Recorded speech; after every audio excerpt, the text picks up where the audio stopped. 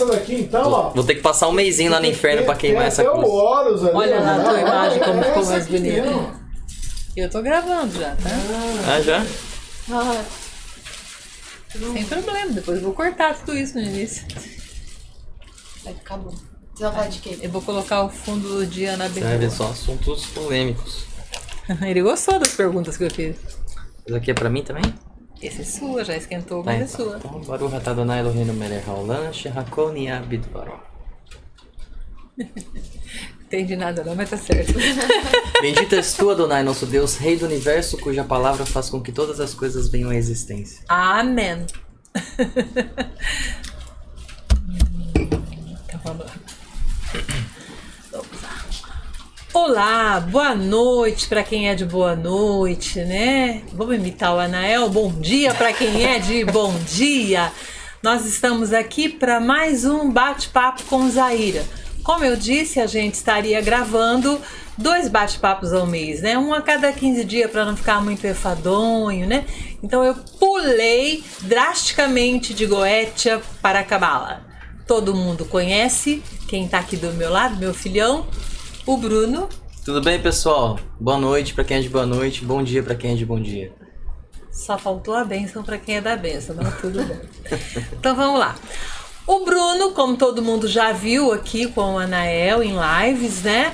É um menino muito aplicado nos estudos de cabala, ele é um cabalista, ele trabalha isso, ele prega e vive aquilo que ele prega. Mas nem sempre foi assim, né, Bruno? Nem sempre foi assim. Nem sempre foi assim. Então, antes do Bruno, porque o Bruno nasceu Bruno Brizoli Gonçalves Claro. Mas hoje ele é o Aleph Yaakov. Tem que botar um ovo na boca pra falar isso, gente. Aleph Yaakov. É chique demais. Tinha que ser meu filho. Que quer dizer Jacó. Aí, tá vendo? Do hebraico. Até parece que eu sabia. Tá vendo? Então vamos lá. Mas o Bruno, ele teve assim, acho que como todo mundo, né? Toda uma trajetória. Então, Bruno, eu gostaria de saber de você o seguinte. Antes de você chegar aí na Cabala, você teve toda uma trajetória, uma história dentro da espiritualidade. Você passou por algumas vertentes, como a Umbanda, você passou por vertentes, não sei se você passou pela Quimbanda, você passou pelo Hermetismo. Quando eu te conheci, você estava no Daime, passando pelo Daime, eu inclusive fundar uma igreja de Daime. Aí, a partir daí, houve uma ruptura, né? E, em seguida, você entrou de cabeça na Cabala. Como é que você fez essa transição? O que é que aconteceu para você adotar a Santa Cabala como teu estilo de vida, como o teu sentido de vida?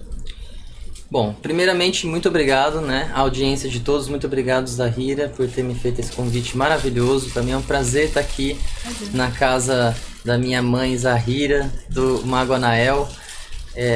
São grandes amigos mesmo, pessoas que eu tenho muito carinho. E para mim é um grande prazer poder estar compartilhando um pouco da minha história com o público de vocês. Então, vamos lá, né? Tudo começou desde pequeno, quando eu era muito pequeno, na verdade, e eu tinha visões espirituais, né?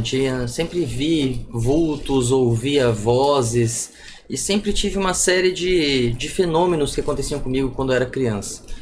Meu pai, ele sempre foi muito idealista. A família do meu pai, ela é mais cientificista e idealista. Então, meu avô, ele é maçom, grão-mestre, falecido já, maçom, já fez a passagem. Meu pai também é maçom. E ambos sempre me trouxeram uma visão mais idealista, mais cientificista. E sempre me trouxeram muito, digamos assim, eu sempre gostei muito do jeito como eles me ensinavam a moral, sobre como agir, como comportamento com as pessoas. Entendi. Então eles me trouxeram essa educação de comportamento, de moral com as pessoas. Pro lado da minha mãe ela já tem uma visão mais animista de universo. Minha mãe, ela também tem visões, minha mãe também tem sonhos, minha mãe profetiza coisas que vão acontecer com as pessoas. Minha mãe é do tipo de pessoa que, assim, ela não é bruxa, tá? Ela não trabalha com bruxaria com nada disso. mas ela não precisa mais do que uma vela para colocar muita coisa em movimento, muita energia em movimento. Cuidado com essa mãe. Minha mãe é fogo, Eu já vi muita coisa acontecer na minha vida assim, coisas que saíram da boca da minha mãe que se concretizaram, sabe? Coisas que aconteceram. Então, assim, ela... Por um lado, meu pai falava, não, vai ficar tudo bem, essas coisas passam, deve ser porque você é muito novo e algum fenômeno mental. Enquanto minha mãe falava, não, isso aí é por conta da nosso lado de família, porque a avó Maria, que é a minha bisavó, ela era bruxa, da bruxaria ancestral brasileira. Então, assim, aquela coisa, sabe aqueles velhos que tem aquelas magias deles, aqueles antigos...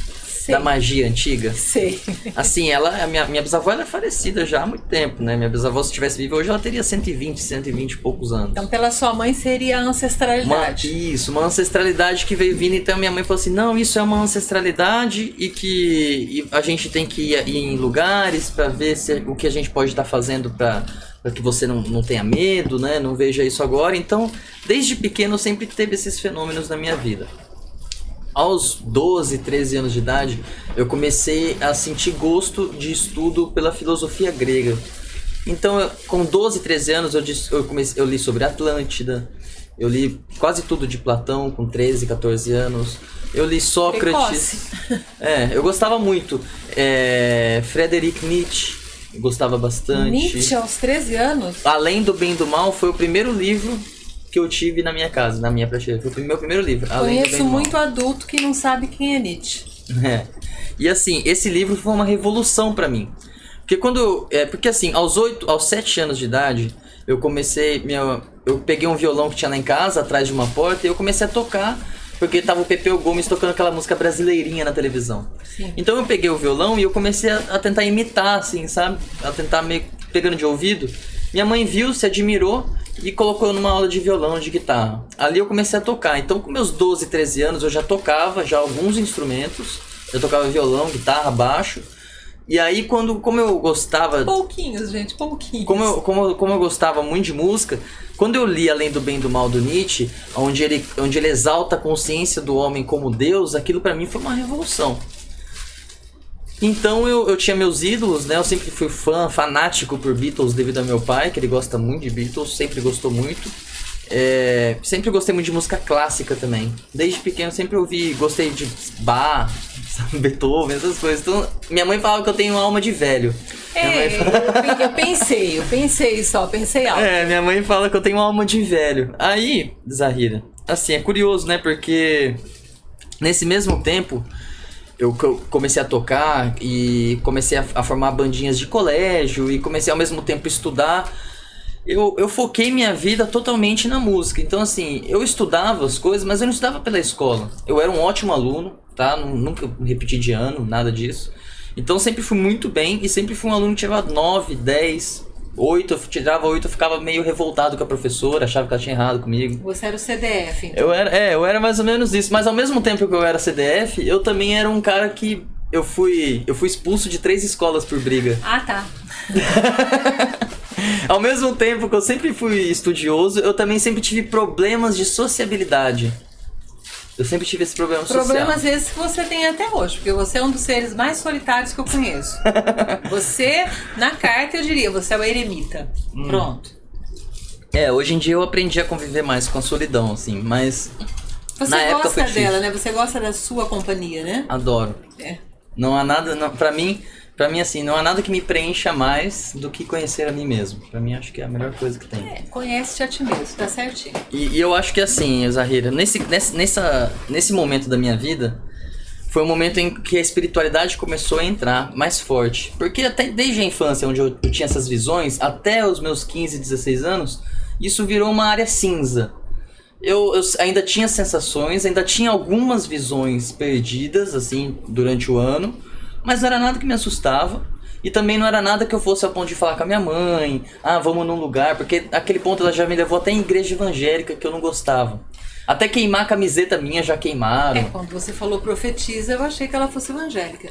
Não, é um termo muito usado, né, na igreja evangélica. Assim, a profetiza que eu falo é que eu já vi ela fazendo isso, dela bater o olho numa pessoa que ela nunca viu na vida dela e começar a falar coisas da vida da pessoa e começar a dar sinais pra pessoa de coisas que ela deve fazer. sabe? Eu brinco que eu faço isso, eu falo que eu leio as pessoas como código de barra, ninguém me engana. Isso. Tá mentindo pra mim, mas eu tô vendo tudo que tá acontecendo. Nesse sentido mesmo, e minha mãe tem isso muito forte, assim, sabe? Posso falar um negócio só pra você puder falar? É que corta, né? Depois eu corto. Teve uma vez que a sua mãe, ela preveu a depressão do meu pai uma semana antes dele descobrir. A gente tava na casa dela rezando um rosário e ela veio muito forte, ela não conhecia meu pai. Começou a falar tudo da vida do meu pai, foi descobrir e falou, seu pai tá com depressão. Uma semana depois minha mãe falou, seu pai tá com depressão. E ela já tinha previsto. Certo. Então ela é muito... E aí, com meus 15 anos... vamos contar a história? Conta. Pra você ter uma ideia, Zahira, né, dessa questão de profetisa da minha mãe, né? Certa vez, minha mãe, ela é muito católica. E aí ela tava rezando o rosário junto com a minha esposa, com a Gabriela. E elas estavam orando e depois do rosário minha mãe falou pra ela, seu pai vai ter uma depressão forte, ele tá com um problema assim. Deu detalhes, ela nem conhecia o pai da Gabi, eles não tinham se conhecido, nunca tinham se falado. E ela deu profecias fortes sobre muitas coisas da vida dele que ela não tinha como saber. E uma semana depois ele se revelou com depressão, se revelou com diversos problemas que vieram realmente à tona. E aí minha esposa ficou até assustada, assim, falou, nossa, como sua mãe sabia, sabe? E esse comportamento da tua mãe, esse acertismo, essa adivinhação, isso pode ter sido um dos elementos que te levaram para a Umbanda? Sim, eu posso me dizer que na verdade a Umbanda, ela veio numa fase que foi muito difícil na minha vida. Ela foi aparecer para mim a Umbanda quando eu já tinha os meus 24 anos.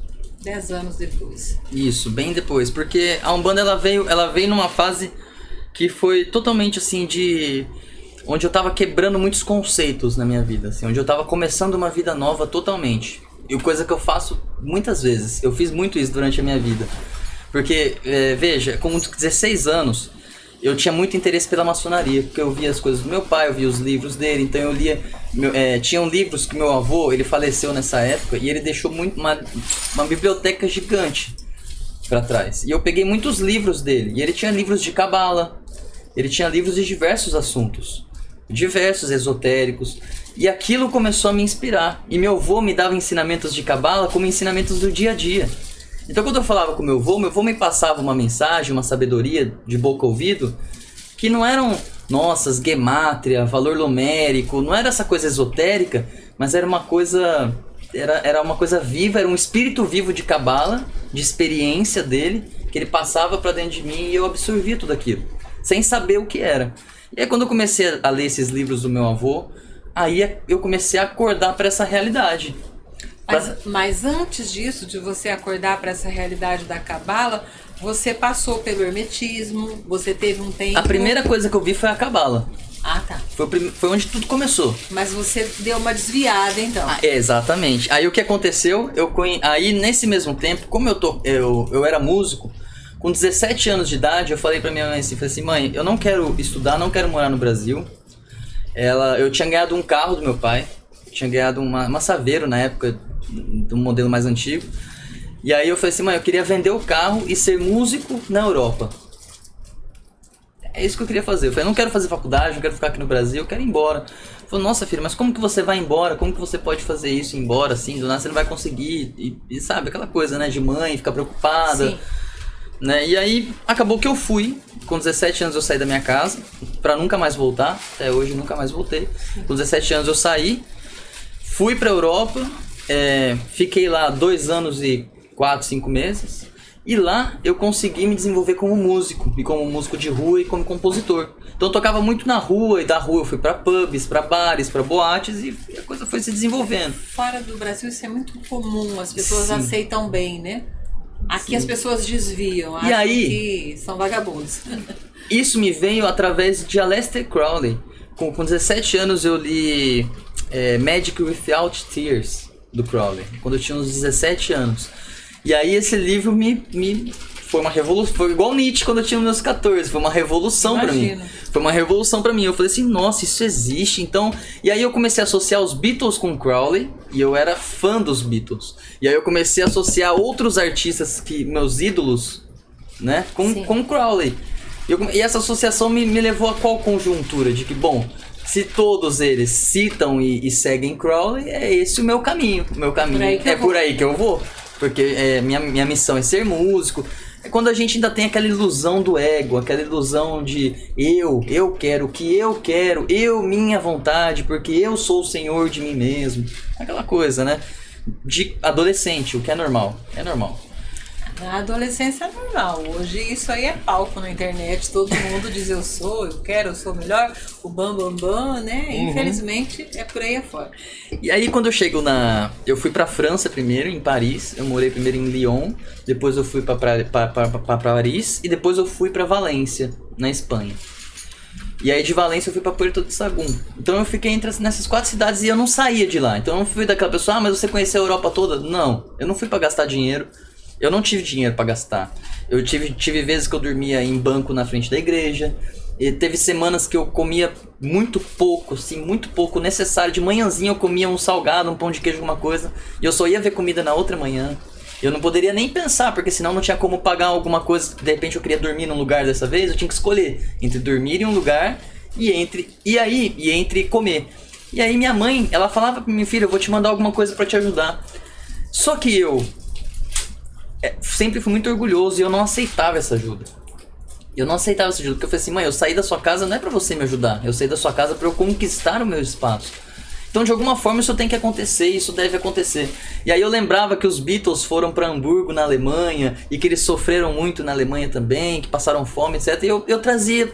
Então assim, eu via esses ídolos, eu trazia essas referências pra mim e eu me inspirava nisso e eu ia atrás. Chegou num determinado momento onde eu consegui juntar um dinheiro muito bom e eu dei entrada na minha casa aqui no Brasil. Comprei uma casa minha, que eu tenho até hoje. Isso com os meus já 21 anos, mais ou menos, 22 anos, mais ou menos, isso daí. Em progresso. E aí eu falei com meu pai, né? Meu pai me ajudou, né? Meu pai me ajudou a realizar toda a compra. Ele inteirou o restante que faltava para a compra da casa e eu comprei a casa. E aí foi curioso porque eu conheci o tarô e a astrologia na Europa. Eu conheci um grupo de ciganos romenos, no mesmo prédio que eu morava, que era o Piso, né? Eu morava em Puerto de Sagún, era uma cidade onde tinha muito romeno, muito cigano. Mas assim, gente, cigano que eu falo não é aquele cigano de loja esotérica, brasileiro. Cigano de verdade mesmo, assim. Quando a gente vê um cigano de verdade é maravilhoso, é muito legal. E aí eu conheci eles. E eu ainda não sabia nada de tarô, de astrologia. O que eu conhecia era de Aleister Crowley. Eu conhecia filosofia, bastante filosofia. E Aleister Crowley, e eu sabia que tinha magia, mas eu não sabia muito bem o que era aquilo. Eu sabia que tinha Kabbalah, tudo que meu avô havia me falado, mas também não sabia muito bem o que era aquilo. Sabe quando você ainda tá tateando as coisas? Tá vendo? E aí eu lembro que os ciganos, assim, eles brincavam com o tarô, assim, eles faziam manobras com a mão, assim, tinha um jeito deles cortarem o deck, que era só um jeito deles mesmo, facas que eles usavam para fazer cortes no deck, eles tinham uma série de procedimentos que eles usavam que a gente não vê no Brasil, que é uma coisa da cultura, de família de cigano. Tanto que eu conversei com um deles lá, que ele é a 7ª geração de cigano. O que eu conheci. E ele já tinha uns 30 e poucos, 40 anos. Então era a 7ª geração de ciganos. Então ele já teve 6 antes dele, pai, mãe, todos foram ciganos, sempre foram ciganos. Então eles tinham uma tradição muito forte. Então eu aprendi a arte do tarô e de divinação, a entender como é o jogo do tarô cigano mesmo, com os ciganos lá. Isso aos 21 anos. Isso aos 21, 22 anos. Sim. E aí, também a astrologia. Eles sempre relacionavam a astrologia com o tarô. Sim. E eu aprendi a fazer esse relacionamento também lá. Mas está intimamente associado. E aí eu comecei a entender isso lá. Quando eu volto pro Brasil, porque eu voltei pro Brasil, porque o que aconteceu? Eu nunca fiquei legal lá. E eu tinha medo de alguma coisa acontecer, de repente porque eu tocava na rua e estava sempre exposto, de acontecer qualquer coisa, ou me assaltarem, ou a polícia me parar, achar que tem alguma coisa, e eu acabar ficando ilegal, indo preso, sendo deportado, e não pode mais voltar, né, se você é deportado assim. Você nunca mais tá fora do teu país, você não tem a segurança. Você não tem segurança nenhuma. Então, assim, eu comecei a ficar preocupado com isso. Acho que até Deus, né, que vai tocando e fala assim, então, já fez o que tinha que fazer, vambora. Tá na hora de ir embora. Foi um caminho necessário. Foi um caminho necessário e, assim, foi muito sofrimento mesmo. Assim, você fala, nossa, você morou na Europa, que legal. legal, maravilhoso. Conheci gente nova, conheci nova cultura, comi comida europeia, coisas que a gente ouve falar hoje assim. E nem imagina, e eu pude experimentar, pude tomar vinhos e conhecer pessoas e etc. Tudo isso foi muito legal. No entanto, foi muito sofrido, porque eu nunca tive aí recursos para curtir a Europa. Eu fui uma pessoa que fui atrás da minha vida na Europa. E eu não fui uma pessoa que eu ganhei dinheiro e eu gastei na Europa. Eu juntei para comprar uma casa, que é justamente o meu alicerce hoje. Nesse ponto aí, o Bruno então já estava começando uma busca de si mesmo. O que ele queria ser. Isso, eu sempre tive isso. Certo. Desde Além do Bem e do Mal do Nietzsche, quando ele fala que o homem é Deus, eu sempre tive isso. Na hora que ele falou isso, com os meus 13, 14 anos, foi como se fosse uma lâmpada que acendeu pra mim e falou, vá buscar sua deidade. Certo, mas aí depois o que disparou você para outro caminho foi Crowley. Foi o Crowley. E aí, quando eu volto pro Brasil, né, eu volto pra morar em Presidente Prudente, onde eu conheci minha esposa. Foi aí que eu conheci ela. A Gabizinha linda. Porque daí eu passei 2 anos com uma outra pessoa. E aí logo depois eu já conheci a Gabi. Então eu cheguei no Brasil, acho que não foi nem isso. Eu fiquei 1 ano e meio, acho que com uma outra pessoa, quase 2 anos. Depois eu já fui conhecer a Gabi. Então assim, eu cheguei pra cá e já fui pra Prudente e já me ajeitei aqui, sabe, de alguma forma. Eu já tinha minha casa, minhas coisas, né? E aí eu fui assim, eu morei em Balneário Camboriú, né? Eu fui produtor musical, né? Eu tocava em festas de música eletrônica, em raves, festivais, toquei em festival fora fora do país, toquei em festival na Bahia, toquei em alguns festivais. E sempre mexi com isso, de música. Pelo que eu soube, você tocou até atabaque, né? Também toquei, e vamos chegar lá. Então eu comecei a gostar de música eletrônica, eu tocava muito em música eletrônica, adorava ir em rave, festivais de música eletrônica, sempre achei muito legal. E assim, eu ia em todas, tocava em muitas. E era a época do Crowley ainda, né? E assim, antes de eu ir pra Prudente, verdade, eu fui pra Balneário. Eu não fui pra Prudente direto, eu fui pra Curitiba, verdade. Antes de ir pra Prudente, calma aí, vamos cortar. Antes de ir pra Presidente Prudente, eu fui pra Balneário Camboriú, eu fui pra Curitiba. Você foi pra Curitiba, daí você foi pra Camboriú. Porque é muita coisa, cara. Aí você foi pra Prudente. Um pouquinho pra frente. Você foi pra Prudente, a gente começou a mexer com eventos. Calma, eu vou chegar lá. Agora eu lembrei. Legal. Então, na verdade foi assim. Acho que dá pra cortar tudo esse negócio. Não, aí corta, quando eu sair, pegar da hora que eu saio da Europa, volto pro Brasil. Isso. Então, Zahir, eu voltei pro Brasil. E eu fui morar em Curitiba. Eu fui fazer produção musical em Curitiba, onde eu comecei, eu estudei produção musical e produção de música eletrônica, mixagem, masterização, coisas de estúdio, né? Tudo técnicas de estúdio, porque eu queria trabalhar em estúdio. Sempre quis trabalhar com música. E eu fazia com a música paralelo com a espiritualidade. Então, ao mesmo tempo eu ia estudando, eu nunca até então não tinha praticado a espiritualidade. Sim. A minha espiritualidade ela era bem íntima e bem tímida, entende? Não era manifesta como é hoje. Certo. E aí, em Curitiba eu comecei a me desenvolver, comecei a tocar em algumas raves, alguns festivais. Eu fui morar em Balneário Camboriú, fiquei mais alguns anos em Balneário Camboriú, fiquei mais um tempo lá. E aí eu vou para Presidente Prudente, onde eu conheço minha esposa. Aos 24 anos. Aos 24 anos. 24 para 25. Não, 23 para 24. Foi. Não, 24 para 25. Dos 24, então eu fui para Presidente Prudente e conheci minha esposa entre 23 e 24 anos, por aí. E aí com ela, assim, nesse momento eu adorava o Egito. Eu já tinha ido no Santo Daime, já conheci o Santo Daime. A experiência lastimável. Conheci o Santo Daime.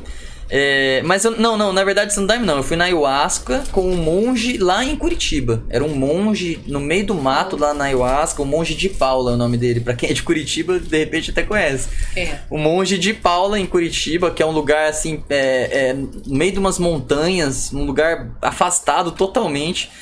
E eu tive experiências maravilhosas nesse lugar. E nesse lugar eu posso dizer que eu tive uma visão melhor da espiritualidade, assim, entender como ela pode agir na minha vida. A entender que eu posso fazer algo. Então eu faço, nossa, existe então essa coisa de... Eu posso estar agindo ritualisticamente, eu posso estar manipulando elementos e fazendo tudo isso. Então a ficha começou a ir caindo das coisas, né? A ficha foi caindo.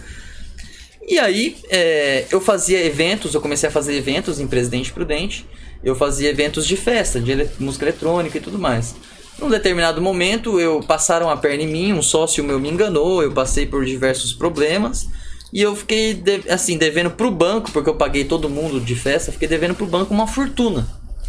E aí, assim, minha casa caiu. Eu realmente não tinha... Eu perdi o meu chão.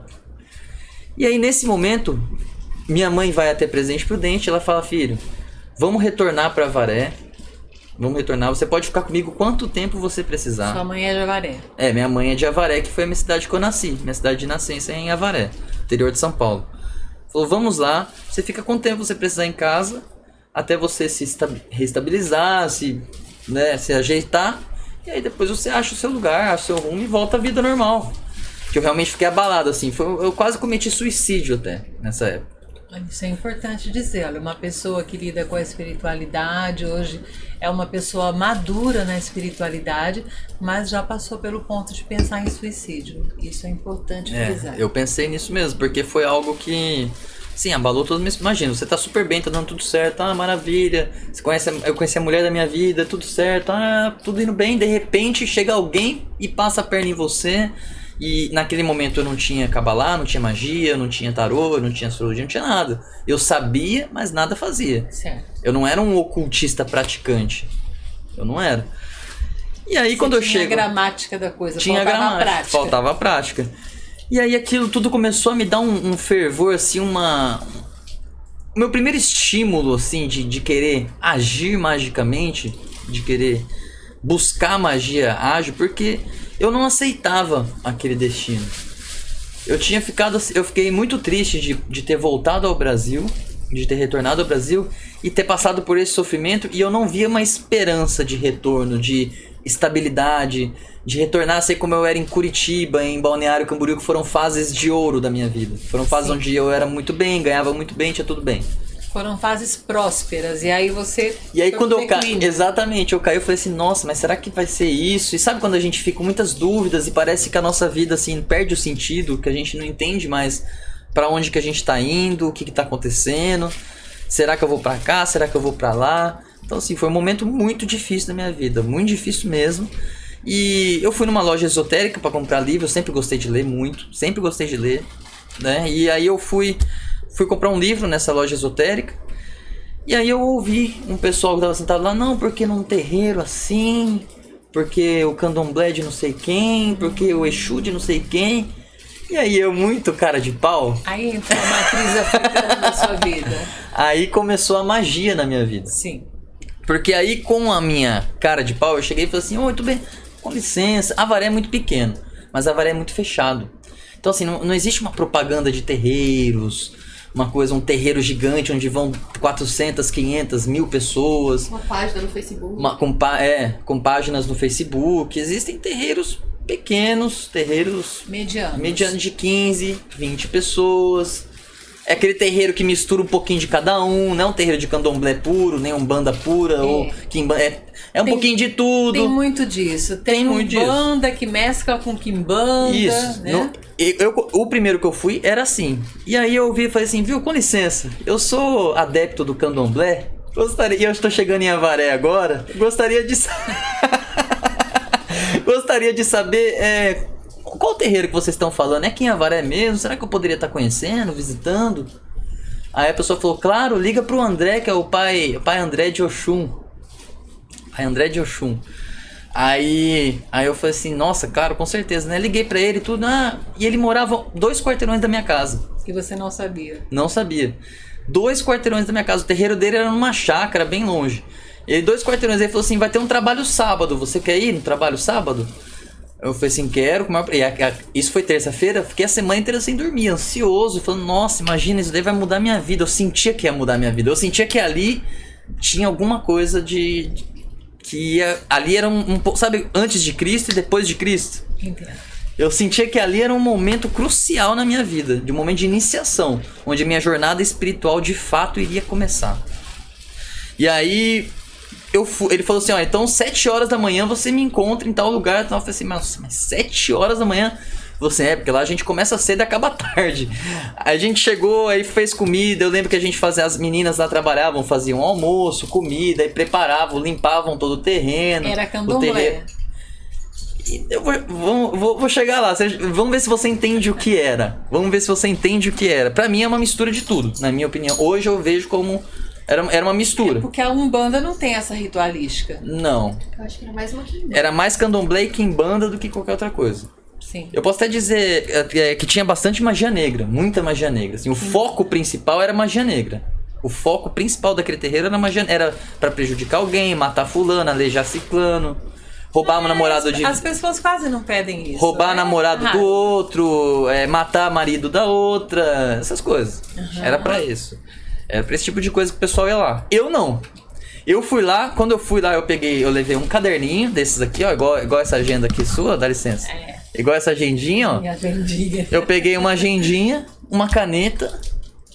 Deu 6h40, tava no lugar do ponto de encontro, esperando ele chegar, 7 horas. A gente se encontrou, a gente foi a pé pra chácara. A chácara era cerca de 8, 9 quilômetros de distância, mais ou menos. Da onde a gente tava. Até mais, eu acho, né? Era bem longe. Era bem longe, acho que até mais. Acho que eu tô até exagerando pra baixo. Acho que era até mais. Eles iam todo andando. E assim, eles iam andando, era uma caminhada de poder que eles faziam, né? E aí a gente ia andando, e ia cantando alguns pontos. Isso já era parte da ritualística. Já era parte da ritualística, isso. E aí eles iam cantando alguns pontos e tudo mais. Chegava lá, a Pombagira Maria Mulambo, que era assim que ela se dominava, a dona da casa, era o seu maioral e Maria Mulambo. Os dois iam dentro do pai de santo André de Oxum. Ele dava passagem, então, pro seu maioral e pra Dona Maria Mulambo. Isso. Certo. E aí era meio-dia, 1h, ela já chegava, 1h da tarde, não tinha ninguém ainda, só tava quem trabalhava no terreiro. E eu fui cedo assim porque ele me convidou. Ele convidou pra eu ver como que era o procedimento, tudo que funcionava. E assim, eu vi diversos assentamentos enterrados. Aí essa pombagira chegava, ela sempre fazia um sacrifício de um animal na porteira do terreiro. Então sempre tinha um sacrifício que a própria pombagira fazia sem vela, sem nada, só o animal. Isso tudo era muito novo pra você, você estava vendo pela primeira vez. Certo. Nunca tinha visto isso. Como eu tinha te dito, com os ciganos eu vi só eles jogando tarô, falando de astrologia. Fora do país. E eu tinha lido sobre Magic Without Tears, do Aleister Crowley. Era a única coisa que eu tinha lido de magia, digamos assim, moderna. E eu tinha lido sobre Kabbalah do meu avô, alguns livros de Kabbalah que ele tinha que estão na maçonaria, né? Alguns livros mais profundos de maçonaria, como o do Albert Pike, por exemplo, eu tinha visto também. Algumas coisas do simbolismo mais profundo cabalístico da maçonaria eu tinha visto com o meu avô também. Mas nunca tinha visto baixa magia na ação. Era tudo assim, armazenado aí em você, isso. Mas nada praticado. Nada praticado.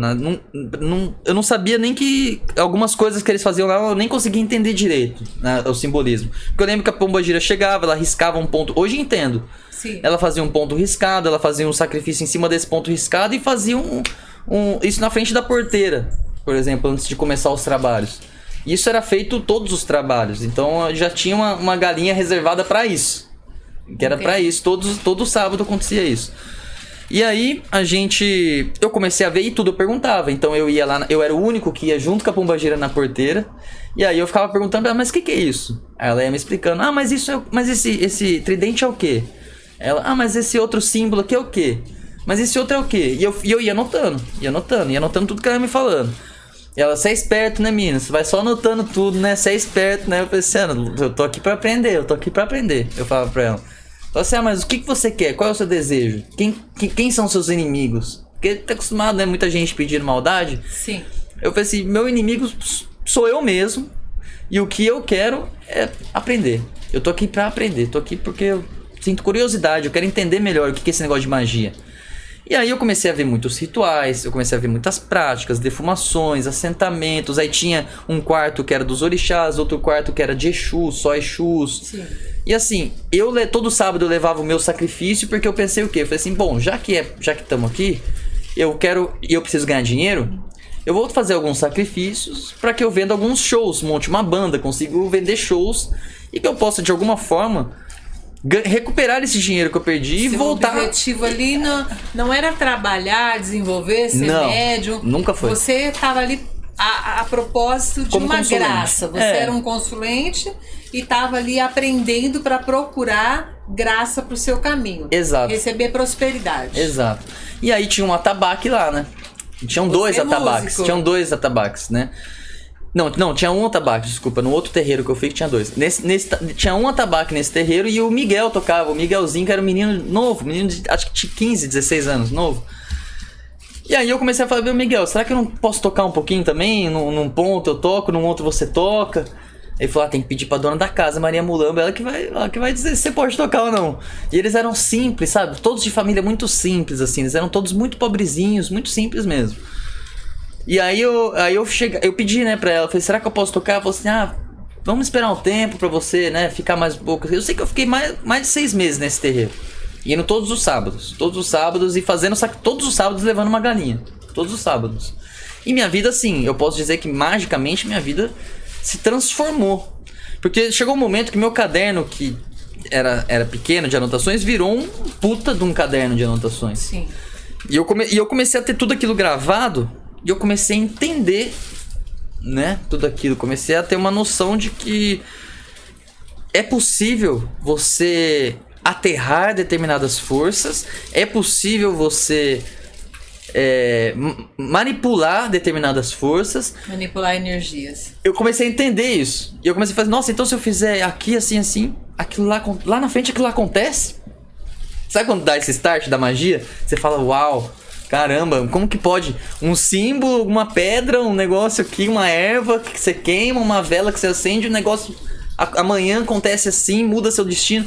Sabe, eu comecei a ter essas epifanias. Sim. Com a magia. Nem assim o mentor da casa disse que você poderia se desenvolver? Você não teve essa vontade? Então, essa história é que... Poxa, calma aí, vamos dar uma pausa. Zahira, é muito longa. Você quer que eu conte tudo? Minimiza. Nossa, posso dar um conselho? É muito longa, cara. Resumidamente foi o seguinte, daí ele pegou, me convidou pra ir pro terreiro e a gente ia. Só que daí a gente ia 3 horas da tarde, saía de lá 8 horas da manhã. 3 horas da tarde, saía de 8 horas da manhã.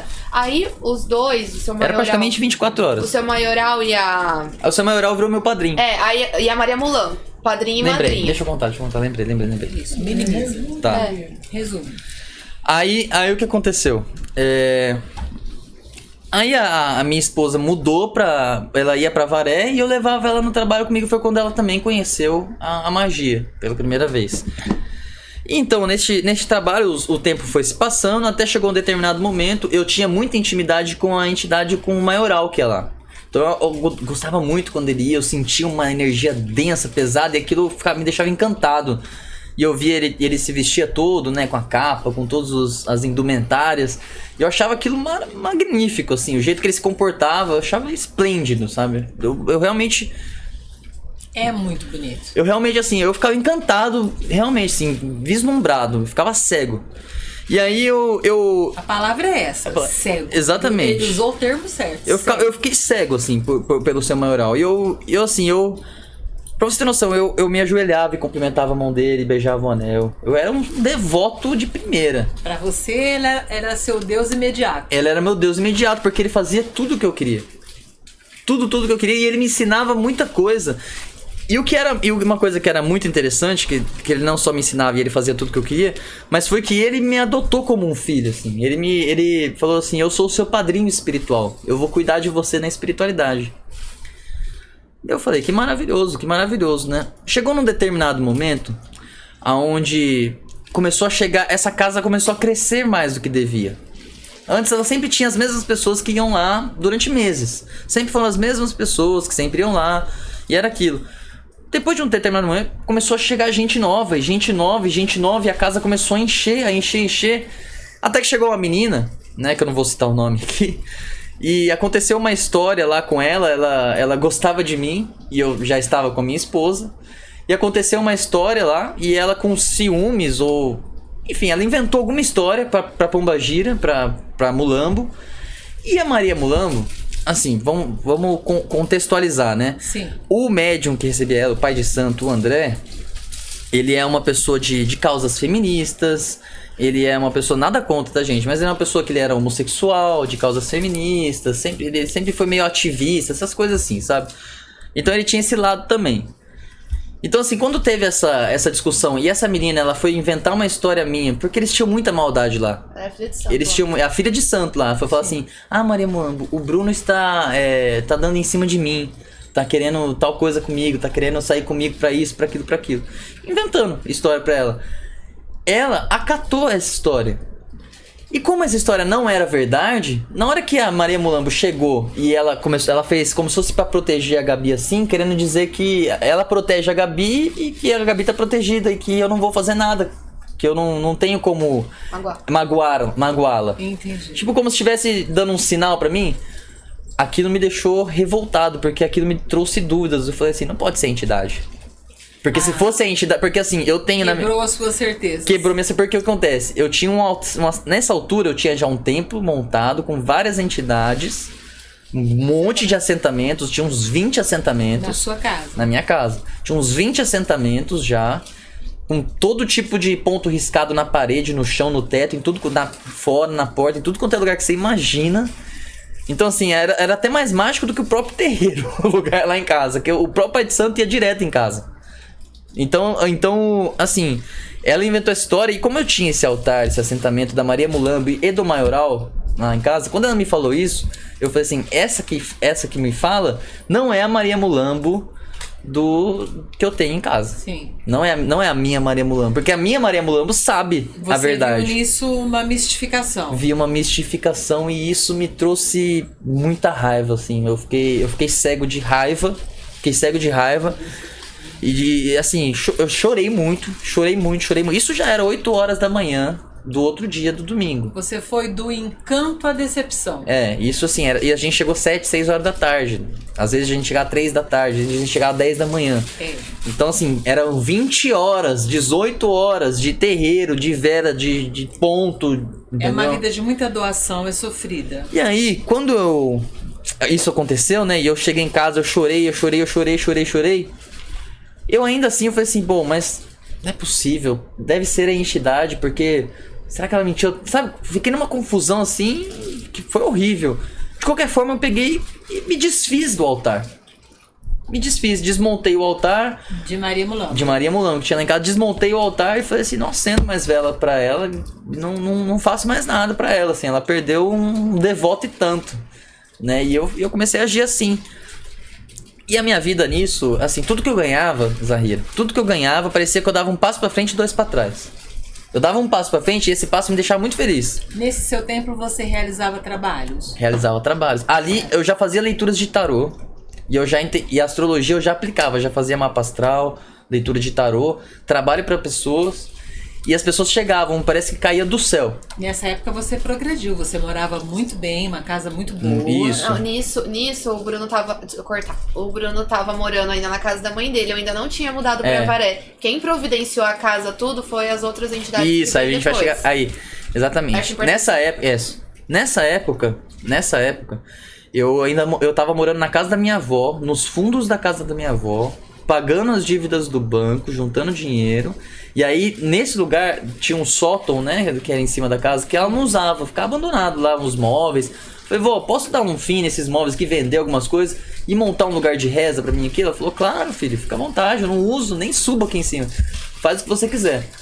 E aí eu peguei pra mim e era nesse lugar que era esse meu templo. O primeiro templo. O meu primeiro templo, exatamente. Esse foi o primeiro templo mesmo, né? E aí... eu saí desse terreiro e eu fiquei muito decepcionado, assim, muito decepcionado. E aí nessa noite, eu fui dormir.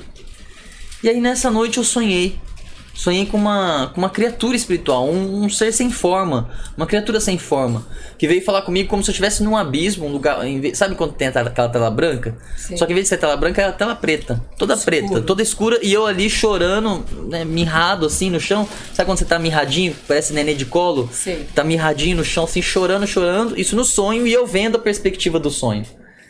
E aí uma entidade se aproximando e dizendo pra mim assim: você vai se tornar um grande iniciado. Você tem muito trabalho a fazer.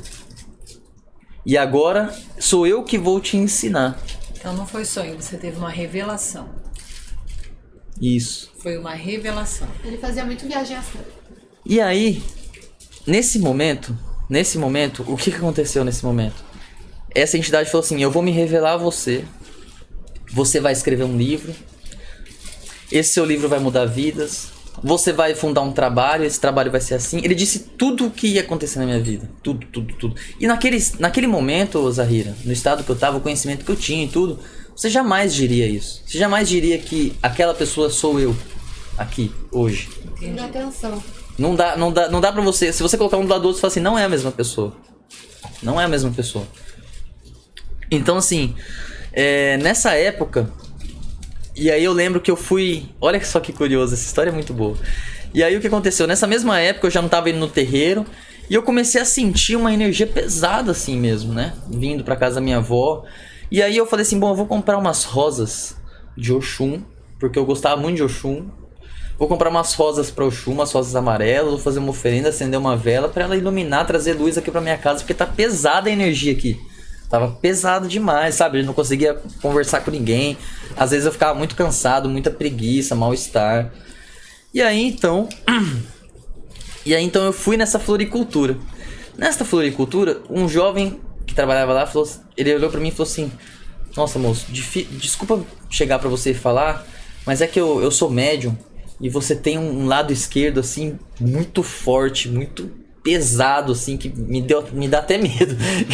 Aí eu falei assim, como assim? Ele falou assim, não, eu queria marcar um dia com você, se você puder, pra gente conversar, pra eu te falar sobre isso, que eu preciso te falar isso. Meu Exu tá falando pra eu te falar isso. Olha. E era o Exu Capa Preta. Exu Capa Preta. Muito Capa conhecido, Preta. Né? Era ele falou assim, meu Exu Capa Preta, e ele trabalhava na floricultura. Eu falei, não, então... vamos marcar pra você ir lá em casa, eu tenho um lugar de rezas lá, tudo, eu te recebo lá. E lá você me revela o que você tiver que revelar. Naquele momento eu já tava acostumado com a coisa da magia. Porque magia tem dessas, né? A gente tá andando num lugar, a pessoa fala, ai, senti isso. Às vezes tá andando num lugar, a pessoa precisa de uma ajuda que só você pode ajudar. Parece que foi Deus que te colocou lá pra você ajudar aquela pessoa. Normal acontecer. Magia tem essas coisas. Naquele momento eu já estava me acostumado já com essa história, né? De acontecer essas coisas. E aí, ele foi em casa, como combinado. Ele foi lá em casa. A gente sentou frente a frente. Ele falou assim, olha, você tem um lado esquerdo muito forte. Você tem umas entidades que estão gritando, berrando para se manifestar em você. Elas precisam ser manifestas em você.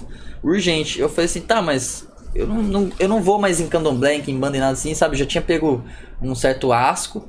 Falei assim, eu não vou nesses lugares, não vou desenvolver nada assim. Ele falou assim, cara, eu nem sei... Ele falou pra mim, né? Ele falou assim, Bruno, eu nem sei de que entidade que se trata, eu não sei ao certo o que é.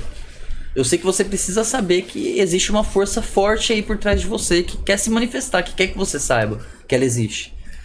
Eu falei, muito bem, mas o que eu tenho que fazer? Ele falou, dá sua mão pra mim, dá a sua mão pra mim. Aí eu dei a mão pra ele, ele falou, fecha seus olhos. No momento que eu fechei meus olhos, eu sumi dali. E naquele momento, desceu a entidade. Ah, então você teve uma incorporação. Neste momento foi minha primeira incorporação. Só que aí a entidade...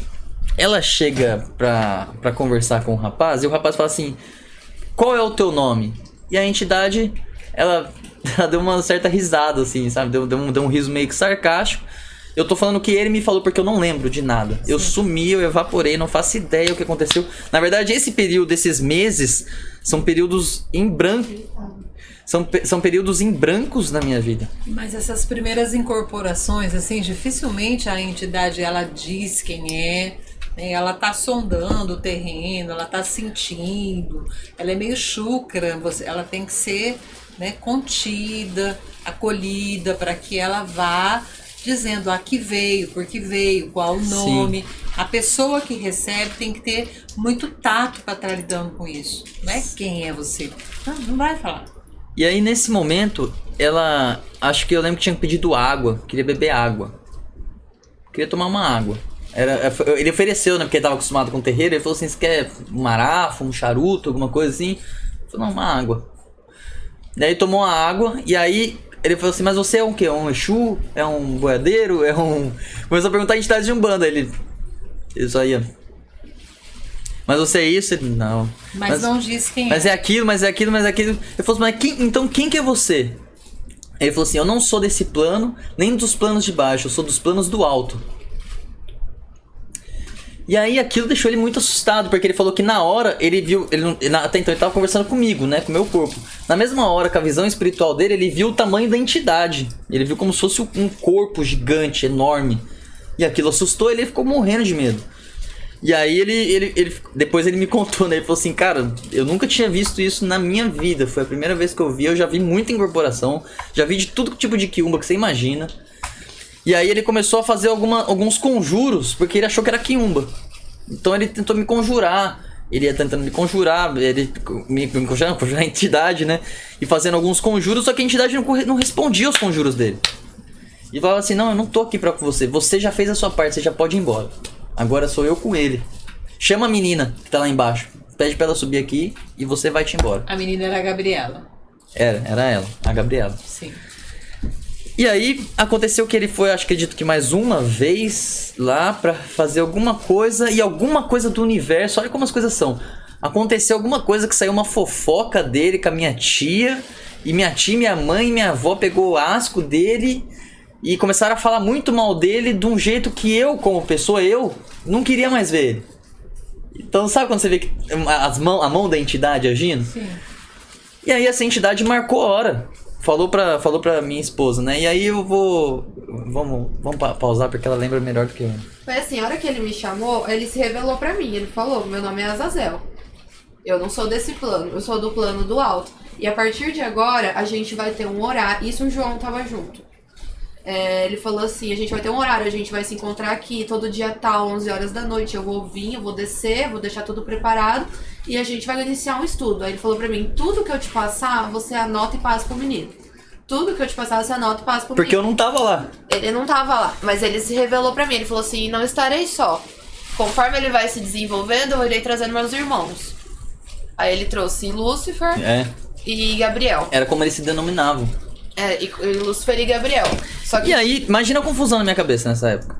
Só que o Bruno nunca tava. O Bruno, ele tava em outro plano. Então, tudo que ele ensinou pro Bruno, ele ensinou pra mim pra eu passar pro Bruno. Então, só que o Bruno tem uma mediunidade totalmente inconsciente. Nessa parte da vida, ele não lembra de nada. Não lembra, minha vida é um branco. Amor, deixa eu dar uma resumida pra você falar. Você fala isso, fala que ele me chamou, ele se revelou pra mim, falou que ia passar os ensinamentos e marcar a hora. Daí começamos a fazer o trabalho com os três. Aí você conta o negócio do André rapidinho, lá do centro, porque a tia do Bruno era filha de santo no centro. Ela foi enfeitiçada e continuou indo, a tia do Bruno. Vamos chegar. Então a gente sabia tudo o que ia acontecer. Pode deixar, eu lembro. Faz esse link. Bom, e aí, nesse momento, né, a entidade se apresentou como Azazel pra minha esposa. E disse, deu hora marcada, dia certo, para que a gente se encontrasse toda semana. E esse encontro, ele acontecia, ele tinha magia, ele tinha rituais que ele fazia, ensinamentos que ele passava, que eu, como pessoa, jamais, assim, nem hoje eu tenho esse entendimento das coisas que eu via, que a minha esposa me passava e falava, eu falava assim, nossa, de onde que veio tudo isso, sabe? De onde que vem tudo isso, assim? E isso me fazia crer. Isso me fazia crer com muita força. Pelo fato de você não ter conhecimento... Não, porque assim, o que eu conhecia não era nada além do que qualquer um não conhecia. 10 Sefirote da Árvore da Vida. Tá, e aí? Agora ele não, ele se aprofundava em coisas, em questões, em datas, em coisas históricas, em fatos históricos. Então ele trazia muita coisa que eu não tinha esse conhecimento, né? Cultura de vida passada. Coisas de vidas passadas, sabe? Trazia à tona, revelava, visões. Isso quando ele me transportava para locais da minha consciência onde eu via meu passado, meu futuro. Me transportava para planos astrais, planos infernais, planos superiores. Então foi um trabalho assim totalmente de projeção astral em diversos planos, onde o meu corpo estava aqui falando, ensinando a ela e ela anotando, mas eu estava em outro lugar. Outra dimensão. Eu estava em outra dimensão, aí aprendendo você em outro já lugar. não estava com o pé na quimbanda. Nenhum, não. Você já tinha subido um degrau. Você estava em outro estágio. Já estava nesse outro lugar. Sim. E aí, não estava em lugar nenhum, não ia em igreja, não ia em centro nenhum. Era eu e as entidades. Mas tinha teu templo. Tinha o meu templo, eu e as minhas entidades. Era isso. Eu não estudava com ninguém, não participava de nenhuma ordem, nada. Era eu e minhas entidades. E como você foi parar no hermetismo? Então, eu vou ainda antes aconteceu o quê? Essas entidades falaram pra Gabi, pra minha esposa, falaram assim, olha, aquele pai de santo, ele é corajoso, né? Ele tá jogando coisas pra casa de vocês, a entidade falando, Azazel falando. Sim. Está trazendo maldição pra casa de vocês, tá mandando maldição, porque ele quer que você volte pro terreiro, porque você dava sustentação pro terreiro. Por isso que o terreiro começou a crescer. Você dava sustentação pro terreiro, você era a energia boa ali, que emanava. Então eles querem você de volta, ele quer você de volta de qualquer jeito. Porque ele sabe que de você vai sair alguma coisa boa. Então ele precisa ter você de volta pra andar. E nessa altura o terreiro tava enorme.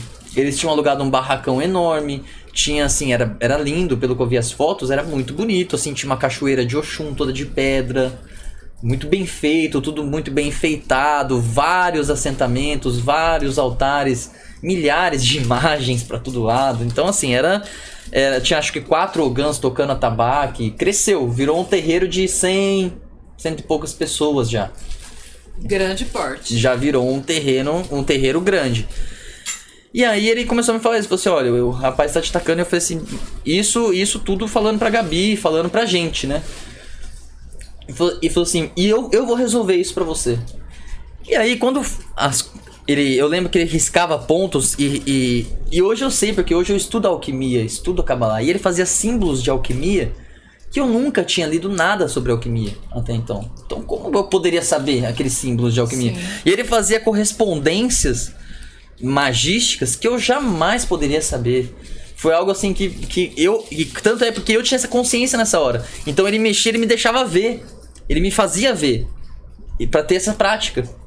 E aí depois eu já perdi a consciência e ele terminava o trabalho. Então as partes que eu tinha que ver, ele me mostrava, você aprende, é isso que você tem que fazer. E aí nisso virou uma guerra mágica, minha primeira guerra mágica. Que ela sempre chega, né? Sempre chega. E nunca acaba, nunca. Aí começou a minha primeira guerra mágica, que durou quase um ano de guerra mágica. Pesada. Porque eu sentia os efeitos aqui, ele sentia lá e ficou nisso até chegar um determinado momento. Né? Aí essas entidades, o que aconteceu? Elas trouxeram a Gabi de volta. Elas trouxeram a Gabi pra Varé de Prudente. Deu um emprego ótimo pra Gabi. Eu tinha shows direto, tava ganhando super bem. A gente alugou um apartamento no centro, enorme, grande. Tinha tudo certinho, a casa montada, um templo montado nosso. Saí da casa da minha avó. Acho que esse tempo da minha avó durou 6 meses, 7 meses mais ou menos. Depois saí, a gente começou a morar junto, deu tudo certo. Então essas entidades ajudaram a gente em tudo isso aí. Ajudaram a estabelecer a nossa vida para que a gente pudesse servir melhor ao trabalho espiritual. Tiveram um papel fundamental na sua vida. Totalmente. Não, sem elas, como eu te disse, eu tava num buraco. Sim. Eu tava ali naquela questão quando eu saí do candomblé, de decepção com as entidades, de misticismo, né? Eu tava nessa energia que você sabe, né? Sim. Quando a gente tá nessa situação, na verdade, é triste. a gente se decepciona com as pessoas, né? Que as entidades são muito corretas. As pessoas é que manipulam de forma errada. Exato, é o médium, é o médium. É o médium. E aí? Só fazer trabalhos também. Exorcismo. Isso, aí o que acontece? Aí nessa época eu já realizava trabalhos de exorcismo, realizava trabalhos de cura. Teve pessoas que chegaram com depressão, pessoas que iam se matar no meu templo e eu curava. E a pessoa hoje tá super bem e vive super bem. Pessoas que precisavam ganhar dinheiro, precisavam de emprego, iam lá, faziam um trabalho de prosperidade e saíam, com 20 dias saiu com emprego. Aí na tua cabeça você pensou assim, bom, me encontrei, esse é meu caminho. Bom, eu faço a música, até então do que eu queria era música ainda. Tanto que eu falava isso pras entidades, eu falava assim, viu, mas o meu sonho é ser músico. Eu ainda tinha esse sabe? Eu falava assim, mas o meu sonho mesmo, você perguntava, mas o que você quer da sua vida? Eu quero ser músico. Eu caí aqui meio que de paraquedas. Entendi? Eu falava isso com as entidades. Mas o teu eu ainda era muito forte. O meu eu era muito, muito forte, assim. Eu não era nada dissolvido e tinha essa coisa do Aleister Crowley ainda muito latente na minha cabeça.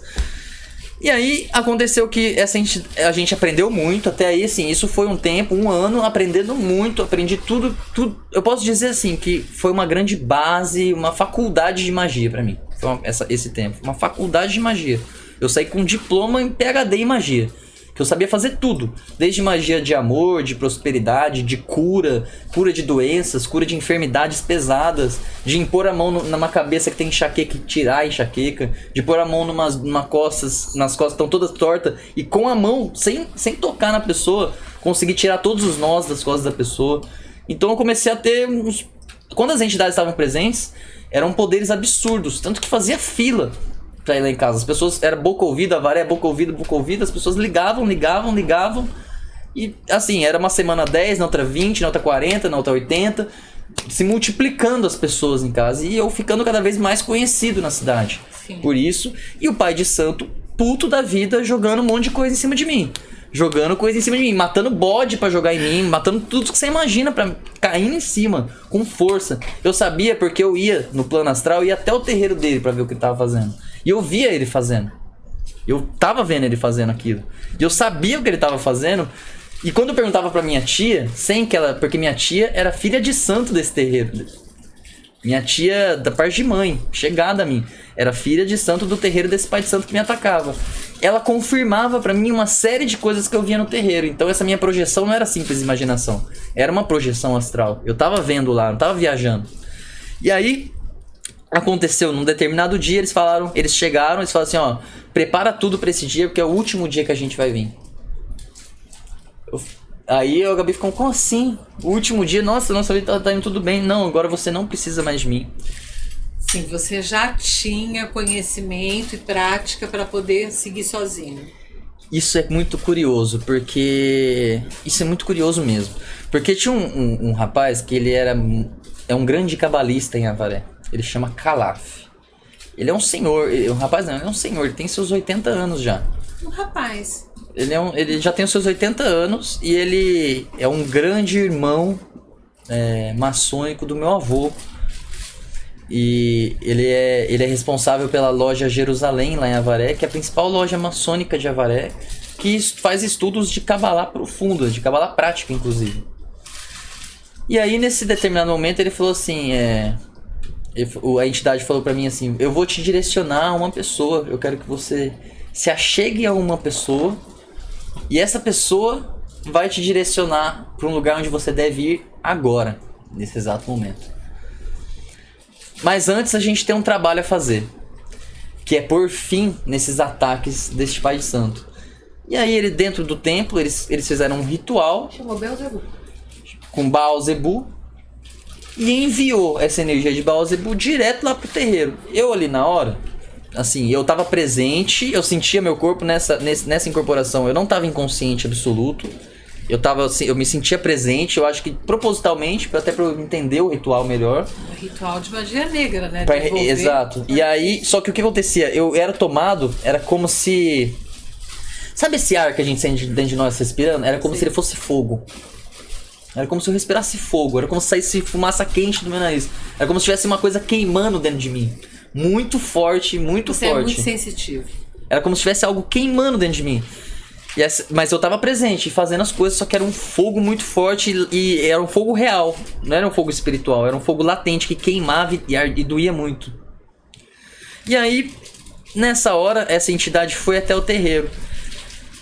E aconteceu uma série de coisas nesse ritual, mas é como se não tivesse acontecido nada, porque ele riscou alguns pontos, falou algumas palavras, aconteceu algumas coisas, daqui a pouco ele pegou, ele foi embora. Ele só falou assim, aguardem para ver o resultado. Aguardem para que vocês saibam o resultado. E foi embora. Não teve despedida, não teve tchau, não teve nada. Pegou e foi embora. E você ficou... E aí no outro dia eu fiquei assim com uma grande dúvida assim, o que será que aconteceu ontem, né? Será que tem alguma coisa séria? Eu vou ligar pra minha tia. Eu nem precisei ligar pra minha tia, ela me mandou mensagem. Ela falou assim, Bruno, você não sabe o que aconteceu ontem aqui no terreiro, tava tendo trabalho. E você não sabe o que aconteceu aqui. Eu falei assim, o que aconteceu, tia? Eu falei, tava tendo a gira, né? A gira como tem sempre, a gira tava acontecendo. Oxum, Maria Mulambo, seu maioral. De repente, do seu maioral, o André virou o olho, parecia uma roleta de cassino virando o olho. Do jeito que ele virou o olho, incorporou algum quiumba, minha tia falou, incorporou algum quiumba nele. Ele pegou uma pedra que tinha na cachoeira de Oxum, jogou na imagem do seu maioral em cima, que ficava no topo lá da prateleira, quebrou a estátua do maioral, quebrou todas as estátuas do templo. Isso tinha mais de 100 pessoas na casa testemunhando isso. Começou a gritar igual um búfalo, minha tia falou, igual um búfalo, e quebrou tudo que tinha dentro do templo. Todas as imagens, começou a quebrar, pegar, tacar no chão, começou a quebrar tudo. E por último, ele pegou, olhou pra cachoeira e deu um chute de canela nas pedras, rebentou a perna do pai de santo. E começou a dar chute de canela assim, ó. E começou a bater a cabeça. E ele começou destruiu o templo e ainda se machucou. E aí ele caiu no chão e começou a se dar de cabeça no chão assim, ó. Aí a minha tia foi lá e falou, para, sai Satanás, sai. Começou a exorcizar ele com oração católica. Olha só pra você ver. Começou a exorcizar ele com oração católica. Daqui a pouco essa entidade olha e fala assim, eu tô aqui pra defender teu sobrinho. Olha. Minha tia caiu pra trás na hora. Porque ela não sabia que ele tava fazendo trabalhos pra mim, não sabia de nada. Por isso que ela me mandou mensagem no outro dia de manhã cedinho. Pra me contar. E eu pensando nela também. Ela falou, aconteceu isso. Resumindo, o terreiro fechou. Ele ficou queimado na cidade inteira. Queimado até hoje, deve ter 2, 3 clientes. Meia dúzia de clientes. E você teve a prova de que tudo aquilo que estava acontecendo com você era real. Era real. E ele, até hoje, ele é manco. Ele anda assim, ó. Pelo chute Por causa do chute que ele deu, ele até hoje ele anda assim. Ele anda caindo pro lado. Anda coxeando. Ele anda coxeando. E cheio de problemas de saúde, assim, diversos. Enfim, acabou que realmente foi a última vez que a gente teve que fazer algo, né? E até depois de então disso, nunca mais se ouviu falar dessa pessoa e ele tá morrendo pra lá. Aí, mas o dia que eles vieram pela última vez, eles te disseram que você seria encaminhado a uma pessoa. E aí? Esse senhor de 80 anos? Sim. E aí, eles falaram, né? Esse senhor, assim... E aí eu falei pro meu pai, pai, quem que é o Calaf? Meu pai falou assim, o Calaf é o irmão do meu pai, da maçonaria, assim. Pai, quero muito conhecer ele. Eu quero entrar pra maçonaria. Porque eu achava que era isso. Eu quero entrar na maçonaria, eu quero muito entrar na maçonaria, eu quero muito conhecer ele, de verdade, pai. Ele falou assim, filho, é caro, maçonaria é caro, você tem que pagar um dinheiro de mensalidade, você tem que ter as roupas, você tem que ter as coisas, exige um certo patamar pra você bancar tudo. Eu falei, não pai, mas eu quero. Eu falei, então vambora. Se é isso que você quer, vambora, né? Meu pai me levou lá, eu conheci ele. Aí eu conversando com o Calaf, né? Ele falava muito de Bíblia, do Antigo Testamento, Torá, Bíblia. E eu naquela época, você imagina, magia pura, Azazel... Falar de Bíblia. Macumba, né? O candomblé, a quimbanda, fazia tudo isso daí. Só mexia. Tava tudo borbulhando. Aí a pessoa veio falar pra mim de Abraão. Na hora que ele falou pra mim de Abraão, eu falei assim, cara, você tá de brincadeira, meu. Abraão. E eu tinha acabado de comprar um livro, aquele Dogma e Ritual de Alta Magia do Eliphas Levi. Sim. Sabe, que tem o Bafo Romé. Ele sabe o que ele falou pra mim? Ele falou assim, esse livro aí, cara, só vai te iludir. Tem nada que serve aí. Pode jogar fora. Não serve pra nada. E eu na época falei, que absurdo. Eliphas Levi não serve pra nada. Esse cara não sabe o que tá falando. Você tava cego. Totalmente. E porque ele ia contrário a tudo o que eu acreditava. Ele tava falando outro caminho totalmente diferente, que eu nem conhecia, nem fazia ideia que existia. Ele nem fazia ideia e falou assim, não, cara, não é por aí.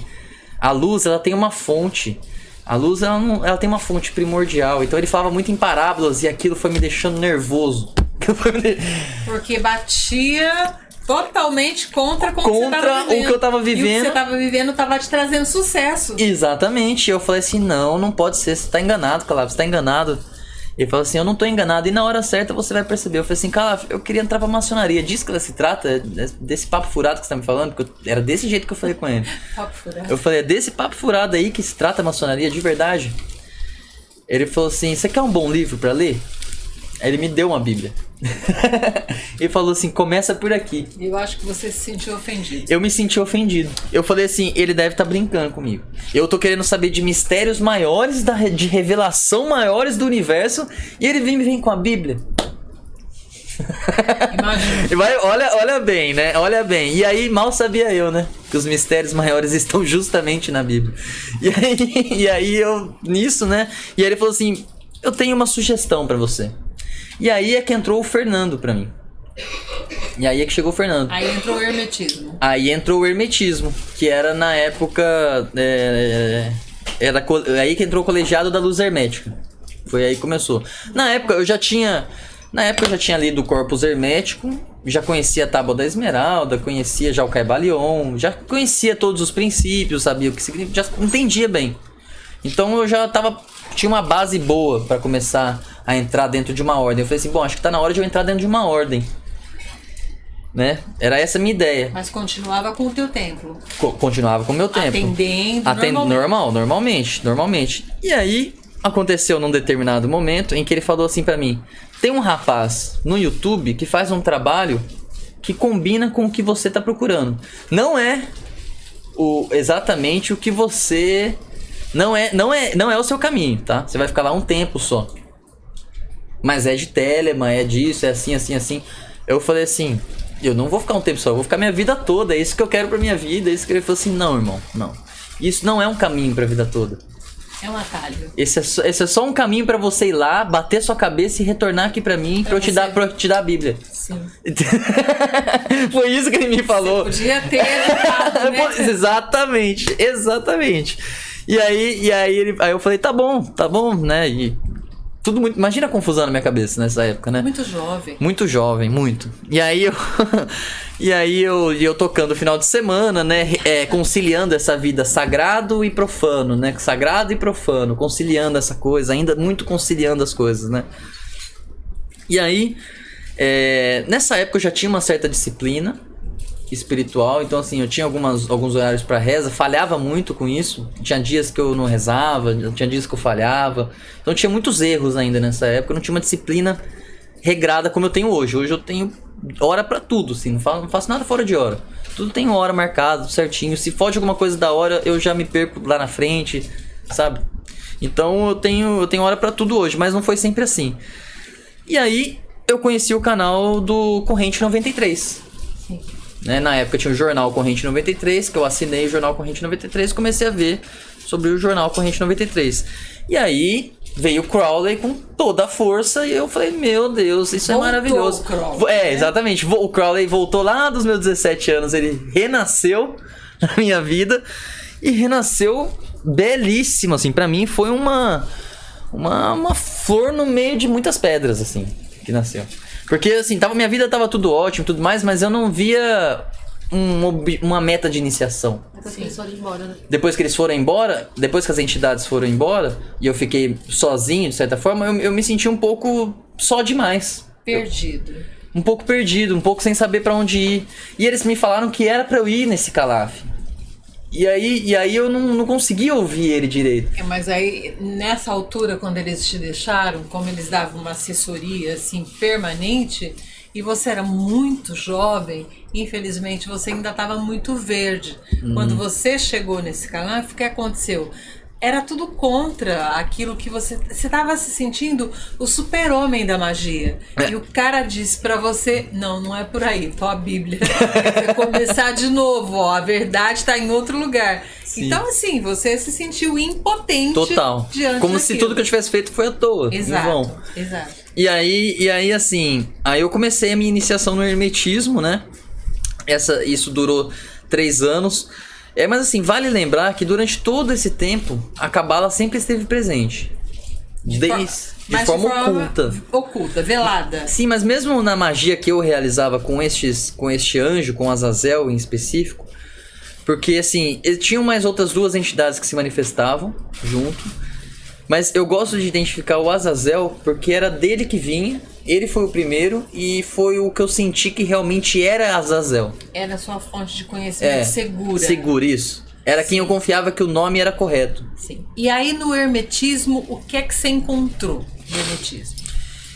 E aí, no hermetismo que eu já conhecia, né, eu comecei aí a entender a magia cerimonial. Então o que eu aprendi no Corrente 93, no caso, foi a magia cerimonial. Que daí já envolvia Golden Dawn. Aí eu comecei a ver Golden Dawn, comecei a ver Astrum Argento, comecei a ver tudo de 1800 pra frente. Tudo de magia moderna. McGregor Matters. Comecei a ver. E aí, naquela época já, eu reparava... E aí eu comecei a ler muita Kabbalah já. Aí eu comecei a ver coisas de Kabbalah.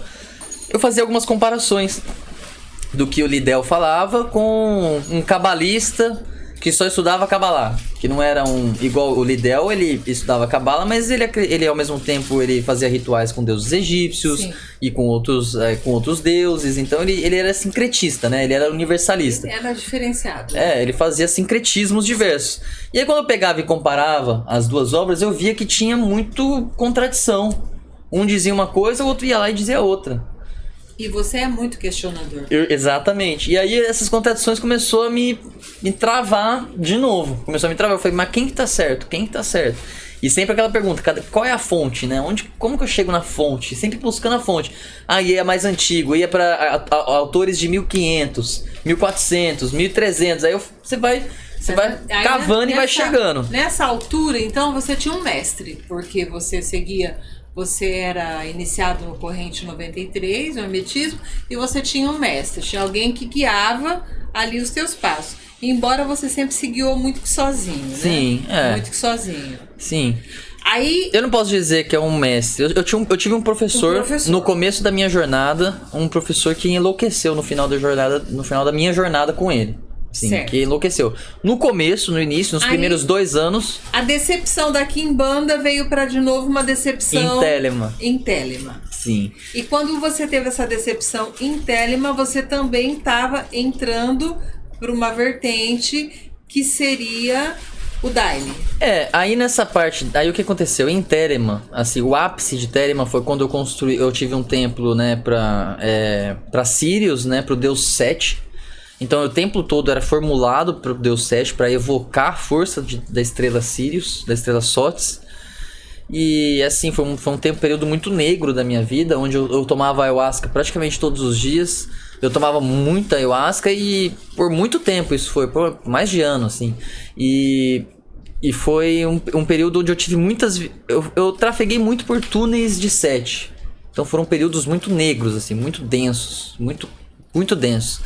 E ali eu comecei a ver a magia de mão esquerda na sua atuação, no seu apogeu, digamos assim, entende? Na sua melhor atuação. A alta magia de mão esquerda. Porque até então eu tinha visto a baixa magia de mão esquerda, né? Sim. Aquele sacrifício, sangue pra todo lado e uma coisa mais suja, digamos assim. Mais densa. Agora a alta magia também era densa. A mesma densidade da baixa magia. Até mais, eu acho. Mas são densidades diferentes. Mas é um lugar, é um local, um templo, né? Ele tem todo um ambiente sagrado diferente. A alta magia tem muita arte, muito artístico, né? Então é essa questão da arte que encanta mais. E aí, aí eu sofri um acidente, né, de carro. Um acidente onde eu capotei o carro 3 vezes, quase caí numa vala.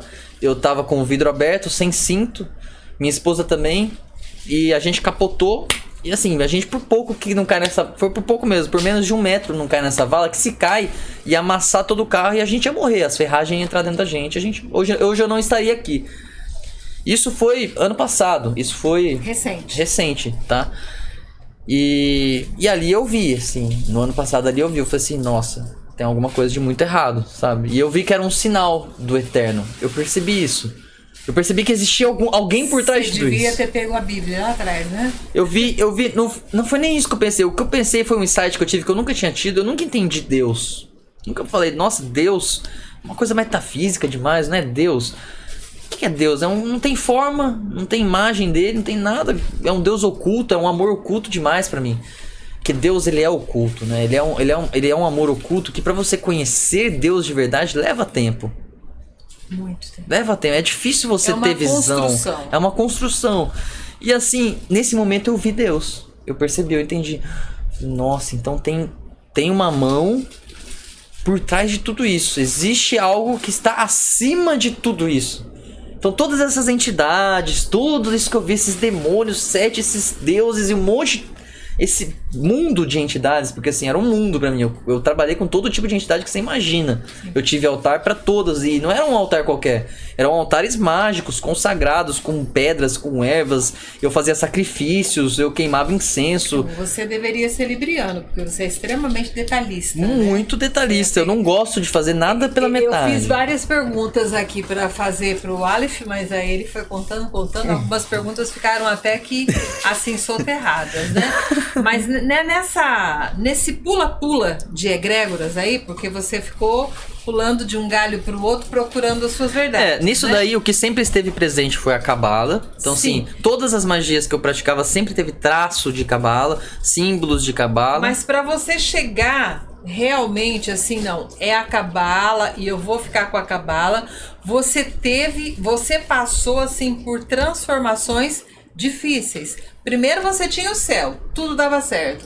Aí de repente aquilo era desfeito diante dos teus olhos. Sim. O Eterno se mostrou, depois do meu acidente, ele se mostrou ser o protagonista da minha vida. E antes eu achava que eu era o protagonista. Ele se mostrou... O lado egóico era maior. Isso, eu achava que eu era o protagonista da minha vida. E na verdade, ele se mostrou o protagonista. Ele falou assim, sou eu que faço, menina, acorda. Sou eu que faço. E aí, quando eu entendi que é ele que faz tudo e que todo o resto é ilusão, caiu minha ficha. Aí eu falei assim, bom, então eu tenho que buscar na tua palavra, porque você é o Senhor. Mas quando você aceitou aí a cabala, estava embutido dentro de você aí também, porque a gente sabe que a cabala é magia pura. Né? E foi aí, a cabala foi o terminal. Você falou, não, eu cheguei no ponto, né? Você pegou lá o trem, não, eu cheguei nesse ponto, é nesse que eu vou descer, é aqui que eu vou ficar, porque aqui tem magia. Só que aqui é outra magia, é a magia verdadeira. Não é uma magia onde eu tenho que fazer barganhas sujas. Isso sim. Isso me veio depois. O que me veio antes ainda, assim, foi um pensamento de que a cabala, na verdade, pra mim, ela foi, eu acho que uma questão de mérito. Eu acho que são níveis, graus de entendimento, níveis de entendimento que você tem de iniciação. Eu acho que esse acidente pode ter sido uma epifania, de repente, porque como foi um risco de vida, quase que eu mato 3 pessoas que estavam junto comigo, imagina. Pode. Então, Na verdade, pode não, foi. Esse acidente foi uma epifania que eu tive, que eu pensei assim, meu Deus, eu entendi.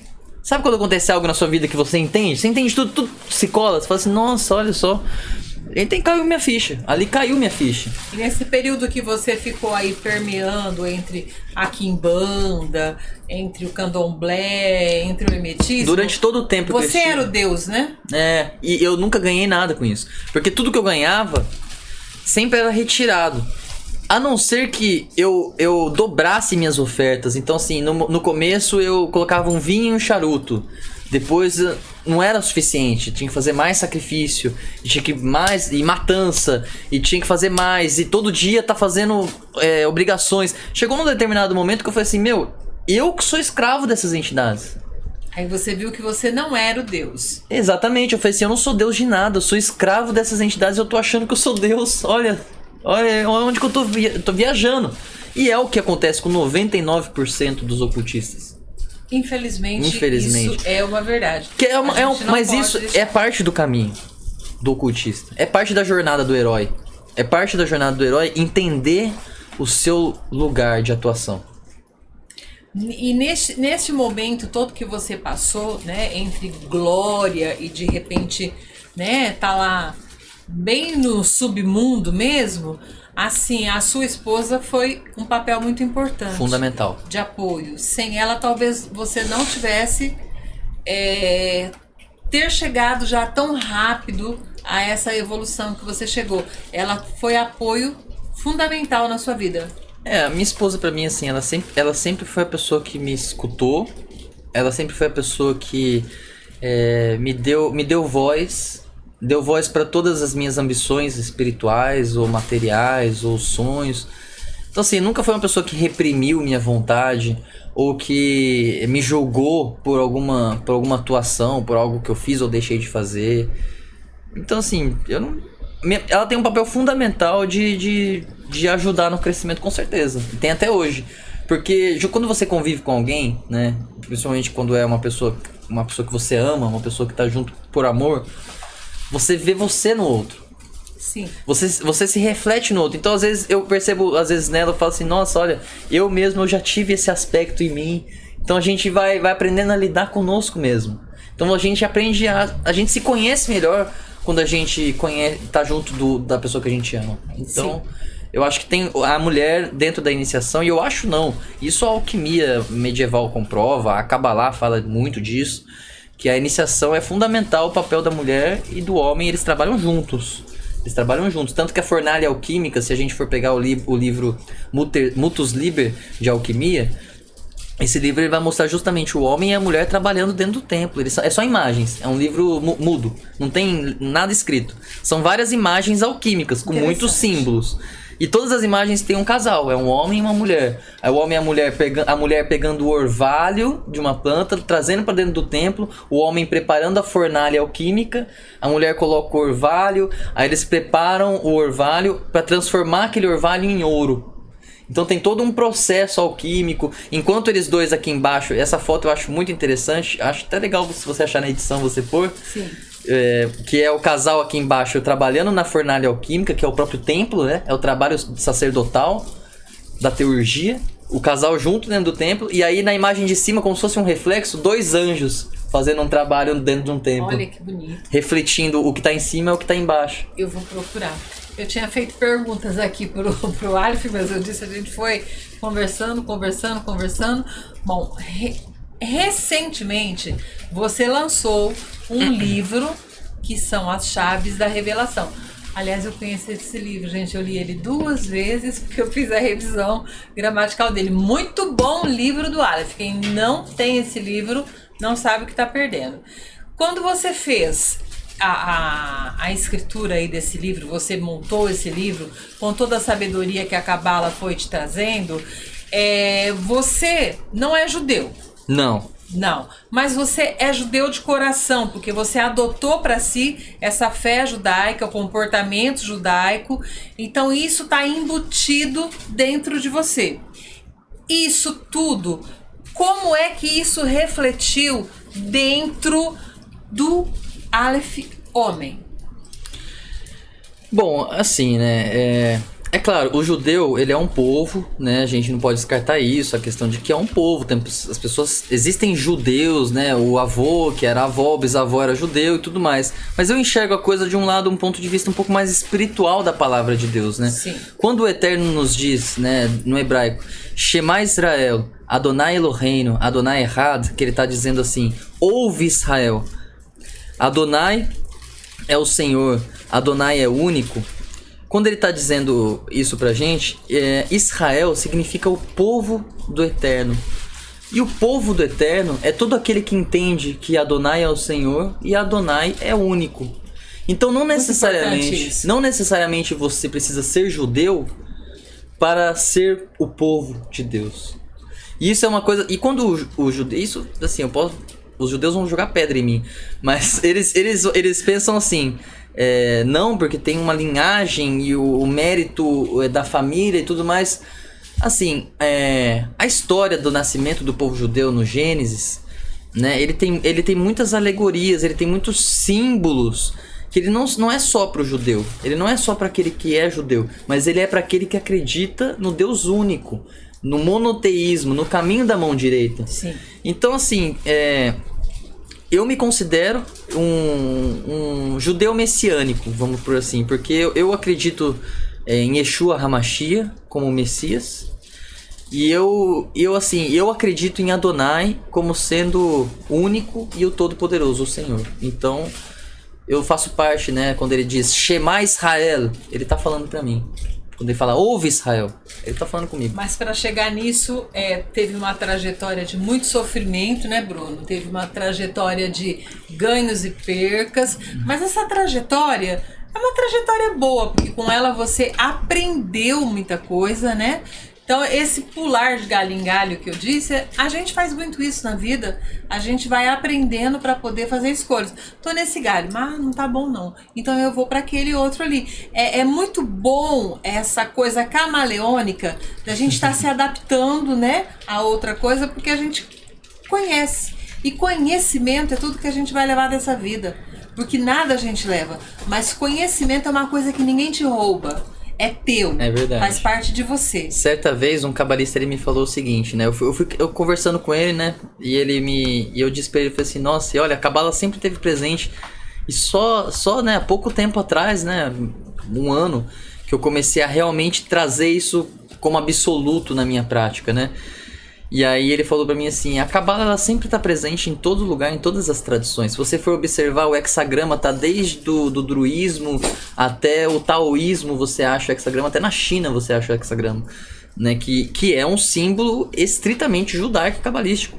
Nasceu com Davi. A Cabala estava presente, mas você não estava presente na Cabala. E aí ele me falou uma coisa interessante, ele falou assim, meu irmão, pra você abrir o livro de Kabbalah, não adianta, você pode ter dinheiro pra comprar.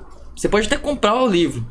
Você pode até ler o livro. Você pode até ter o mérito de abrir o livro. De repente, você tem esse mérito de abrir o livro. Agora, conseguir penetrar dentro das palavras deste livro e trazer esse livro para dentro do seu coração, aí tem que ter muito mérito. Aí, meu irmão, não é para qualquer um. Não adianta ela tá presente. Agora é ela que escolhe. Porque a Cabala significa exatamente isso. Significa o recebimento, a revelação. É aquilo que desce do alto para baixo. Não é algo que você... É claro, a Cabala oral, a tradição oral, ela ajuda a criar alegorias, ajuda a você interpretar. Agora, a verdadeira Cabala, ela vem do alto. Você recebe ela do próprio Eterno. Não é algo que você aprende em livros, não é algo que você aprende com rabinos, com cabalistas. Entendi. Na Cabala, eu acho assim... Eu não entendo muito de Cabala, eu acho assim, é muito falso das pessoas falar sobre aquilo que não entendem. Então eu acho muito bonito, eu quero aprender mais de Cabala, tá dentro de mim essa vontade, mas legal. Por enquanto assim eu tô de espectador, achando muito bonito a história do Bruno aqui que a gente adotou como filho. Obrigado. Mas a gente sabe que a Cabala, ela exige uma disciplina muito rígida. Então tem os ritos diários que, como você mesmo me disse, eles iniciam, né, assim que você abre os olhos. Antes de você abrir os olhos, ele já se iniciou e ele só vai terminar quando você fechar os olhos. E esses ritos, eles são assim, recheados de hinos, que até a gente estava discutindo aí a diferença de cânticos e hinos. Isso aí dá um vídeo pra gente fazer depois, porque é muito vasto. Não daria pra gente falar agora aqui, assim, rapidamente, porque é gostoso falar sobre isso. Mas aí ele tem muitos hinos, né? E estes hinos, eles são assim, de uma capacidade espiritual tão grande que eles são capazes, ao meu ver, né, de tocar o coração até das pessoas que não têm essa compreensão da Cabala, que não têm essa vivência, que não entendem, que às vezes nem sabem o que é a Cabala, não sabem, mas ouvindo, né, eles sentem aquela emoção que vem lá de dentro do coração. E as pessoas, quando estão lá nas suas orações diárias, você está orando. Eu gosto muito de orar. E todas as vezes que eu oro, eu choro. E não é um choro assim, é um choro gostoso, é aquela coisa que não dá para conter, não dá para fechar a torneirinha, não. É aquele choro que banha mesmo o rosto. E eu acredito que com você deva ser uma coisa muito mais frequente, né? E eu ouvi dizer, né, que esse choro aí é magia, né?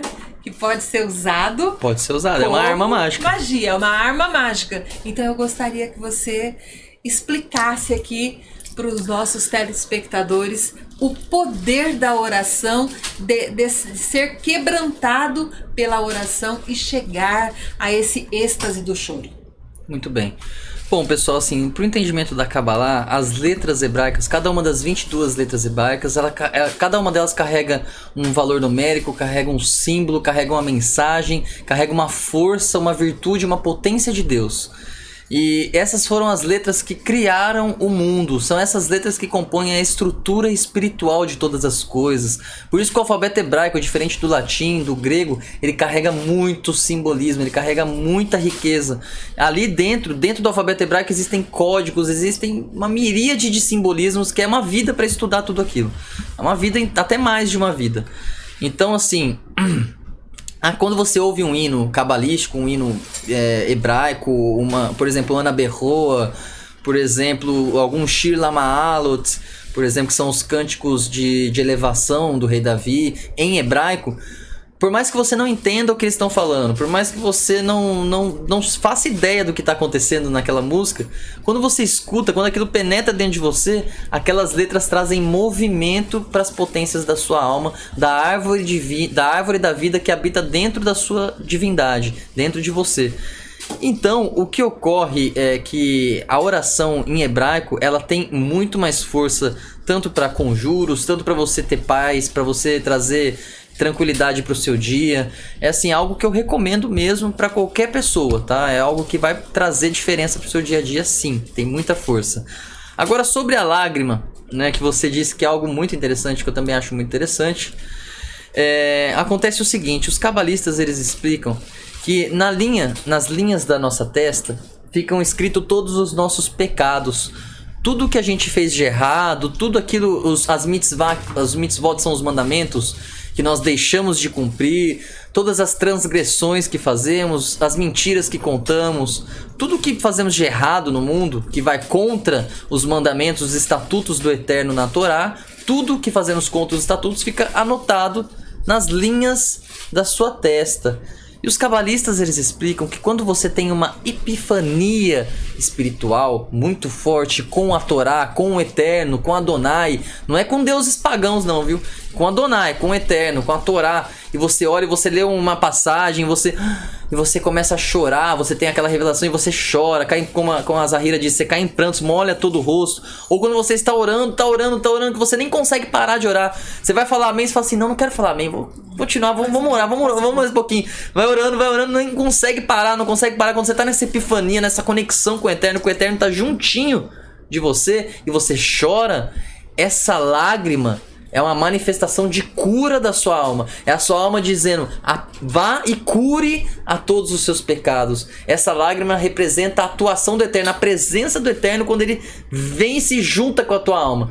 Nessa hora, meu irmão, você pega as suas lágrimas e você esfrega na testa. Porque essas lágrimas, elas têm o poder espiritual de apagar todos esses pecados, essas transgressões que vocês cometeram durante toda a vida de vocês. Isso é magia. Isso é magia cabalística. E eu garanto pra vocês que funciona. Eu acho assim belíssimo, riquíssimo, né? A história. A história não pode ficar fora da religiosidade. Então tem coisas assim que são maravilhosas. Ter o Bruno aqui hoje assim foi um presente, uma dádiva. Vocês perceberam que as histórias ficam pela metade? Porque é a história de uma vida não dá para ser contada num vídeo, né? Então, em uma hora, né? Exatamente. Então a gente pode depois destrinchando isso aí. Tem muitos assuntos para serem falados.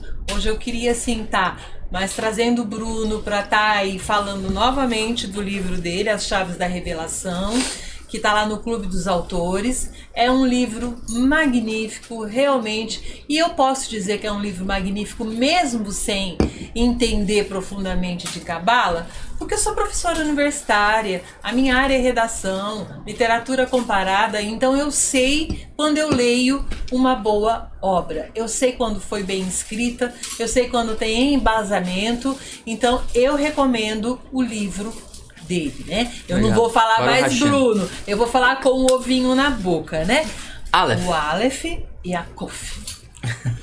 Tem ovo na boca para falar isso, não é possível. Mas para finalizar então aí a nossa entrevista, eu gostaria de perguntar pro Bruno assim: Bruno, somos humanos, temos anseios e temos todo o direito de sonhar. Então temos direito de ter pretensões da vida. Assim, hoje, o Aleph de hoje, qual seria o desejo que você quer realizar? Um desejo que eu quero realizar? Isso. Olha, eu vou falar dois, um leva ao outro, pode ser? Pode. Um leva ao outro, um conecta no outro. Pode. Primeiro, me dissolver totalmente no Eterno. Me dissolver, tornar-me um receptáculo da vontade dele. E em segundo, estabelecer 72 lojas da Ordem dos Cavaleiros de Cristo. Lojas físicas de estudo cabalístico verdadeiro e de iniciação. Eu espero estar viva para ver tudo isso. E eu preciso de acontecer. 72 mestres. Eu espero estar vivo também para ver. Você vai estar. Eu espero estar viva, porque eu já me programei para só morrer depois dos 96 anos com essa carinha aqui, tá? Bom, Com 120 só. todos nós temos desejos e o Aleph disse qual é o desejo dele. As decepções na espiritualidade, Ambassam, ele deu assim um panorama, porque ele teria muito mais que isso para contar, né? Agora, todos nós também, existe algum ponto na vida, uma encruzilhada da vida que a gente fala assim, poxa, eu podia não ter feito isso, não era necessário, para que eu fiz isso? O Aleph tem algum arrependimento? Essa pergunta é difícil. Essa pergunta é difícil. É profunda. Ela é profunda porque assim... É claro, o arrependimento no judaísmo, né, na Kabbalah, é o que a gente chama de techuvá. Que é quando você retorna ao Eterno e você se perdoa, né, primeiro, e pede perdão a Ele por todas as suas transgressões e tudo mais. Agora, assim, eu entendo, eu vejo, como eu vejo hoje, né, eu tenho essa visão, que Adonai é tudo e que Adonai é errado, Adonai é único, e ele tá em todo lugar, tá em toda parte. Eu vejo que tudo, de alguma forma, colaborou para que eu me tornasse o que eu sou hoje. Então, assim, você fala assim, tem alguma coisa que você retiraria? Tem coisa. Eu, por exemplo, eu adoraria ter dado ouvidos ao Calaf quando eu tive a oportunidade. Eu achei que você ia dizer isso. Eu adoraria poder ter dado ouvidos a ele quando eu tive a oportunidade. Poder ter queimado o livro do Eliphas Levi, Dogma e Ritual de Alta Magia, que não vale R$10 hoje. Tá ultrapassado e assim, ultrapassado que eu digo assim, não porque ele é o mais velho que existe. Existem livros, né, por exemplo, Rav Shimon Bar Yochai, que escreveu o Zohar, ele escreveu no ano 0. Quando Cristo estava andando, ele estava escrevendo esse livro. Aí me lembro que eu fui montar um altar angelical, um vídeo, e do lado eu coloquei um Zohar. Nossa, mas o pessoal falou muito sobre o Zohar. Porque esse é o livro. E aí você pega um Eliphas Levi da vida, aí eu entendo, porque eu não conhecia o Zohar nessa época, né? Aí eu entendo, falo, olha, é por isso que o cara falou pra eu queimar, porque se você colocar o Zohar do lado do Eliphas Levi, quem é Eliphas Levi? É a pergunta que fica, entende? Então, assim, se tem uma coisa que eu me arrependo é que eu perdi algum tempo com essa história de Golden Dawn, Astrum Argentum e Eliphas Levi. Perdi um tempo bom, perdi uns aninhos aí. Não foram tantos. Tem gente que passa 20, 30 anos nisso, né? Tem gente que passa a vida. Tem gente que passa a vida inteira e não acorda pra isso. Mas aí cada um tem a sua hora. É o que o cabalista me falou. Ele falou assim, meu irmão, você pode comprar todos os livros de Cabala. Você pode fazer um tempo todo do jeito que manda a Cabala. Sem mérito, sem Torá, sem estatutos. Não vai. Mas é que você não consegue praticar. A fruta agora tá madura, entendeu? Isso, exato. A fruta, enquanto tá verde, não pode cair do pé. Então, tudo tem um momento certo. Esse é um ditado antigo, né? Que e é verdadeiro. Não cai do pé enquanto não tá... E é super verdadeiro. O Zohar, por exemplo, eu conheci com o meu marido, com o Anael. Quando ele começou a estar inserido nisso tudo, pacto com Adonai, ele começou a ler tudo muito disso. E aí eu conheci o Zohar. Então, eu gosto muito e eu tenho toda a pretensão do mundo de conhecer a Cabala mais a fundo. Não tão a fundo quanto você, mas conhecer um pouco mais da Cabala. O Zohar eu digo que é a base, assim, se você quiser começar a Cabalá, pra quem quer começar a Cabalá, o que eu indico? Eu indico, assim, Torá, que é a base, é o fundamento. Você precisa saber de onde vem tudo isso. Você precisa saber o que o monoteísmo prega. A Torá, gente, é um manifesto monoteísta. É um manifesto de Adonai. É Adonai dizendo, eu sou o teu Senhor, eu sou o teu Deus. Me escuta que você vai longe. É isso. A Torá inteira é isso. Então, assim, você tem que entender isso primeiro, tá? E ao lado disso, ter o Zohar. O Zohar é um ótimo livro para você começar a entender Kabbalah, porque o Zohar vai trazer coisas da Torá, por isso tem que ter a Torá junto, senão você não vai entender. Então ele vai trazer algumas alegorias da Torá e vai explicar a Torá. Então tem outros livros como o Talmud, tem alguma que é a Guemará, que é a Torá oral. Lá tem muita Kabbalah, assim, que vai desde valores numéricos, o simbolismo de cada frase.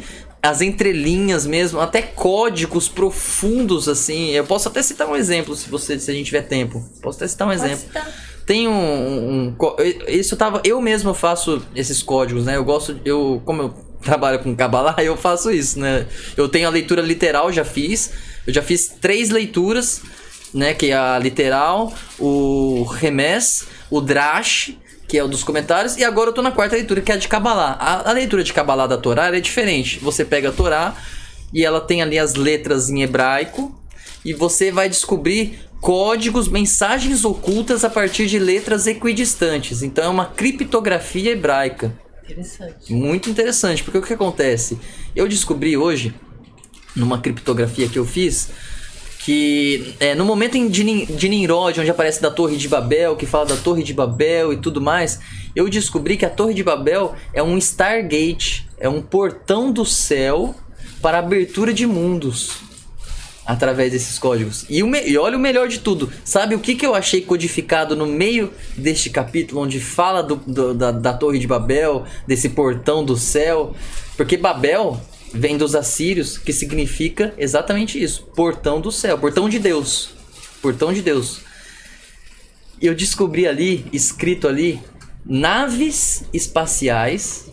Olha que interessante. Olha que interessante. E um outro cruzando com naves espaciais, cruzando assim, ó, Omni 72 portões, sendo Omni como se fosse um nome e 72 portões. 72. E aí quando eu fui mais pra baixo, eu vi um outro embaixo, né? Porque fazer uma cruz, e se cruzar, fazer uma cruz. E a cruz, todo mundo sabe que é o tetragramaton. Sim.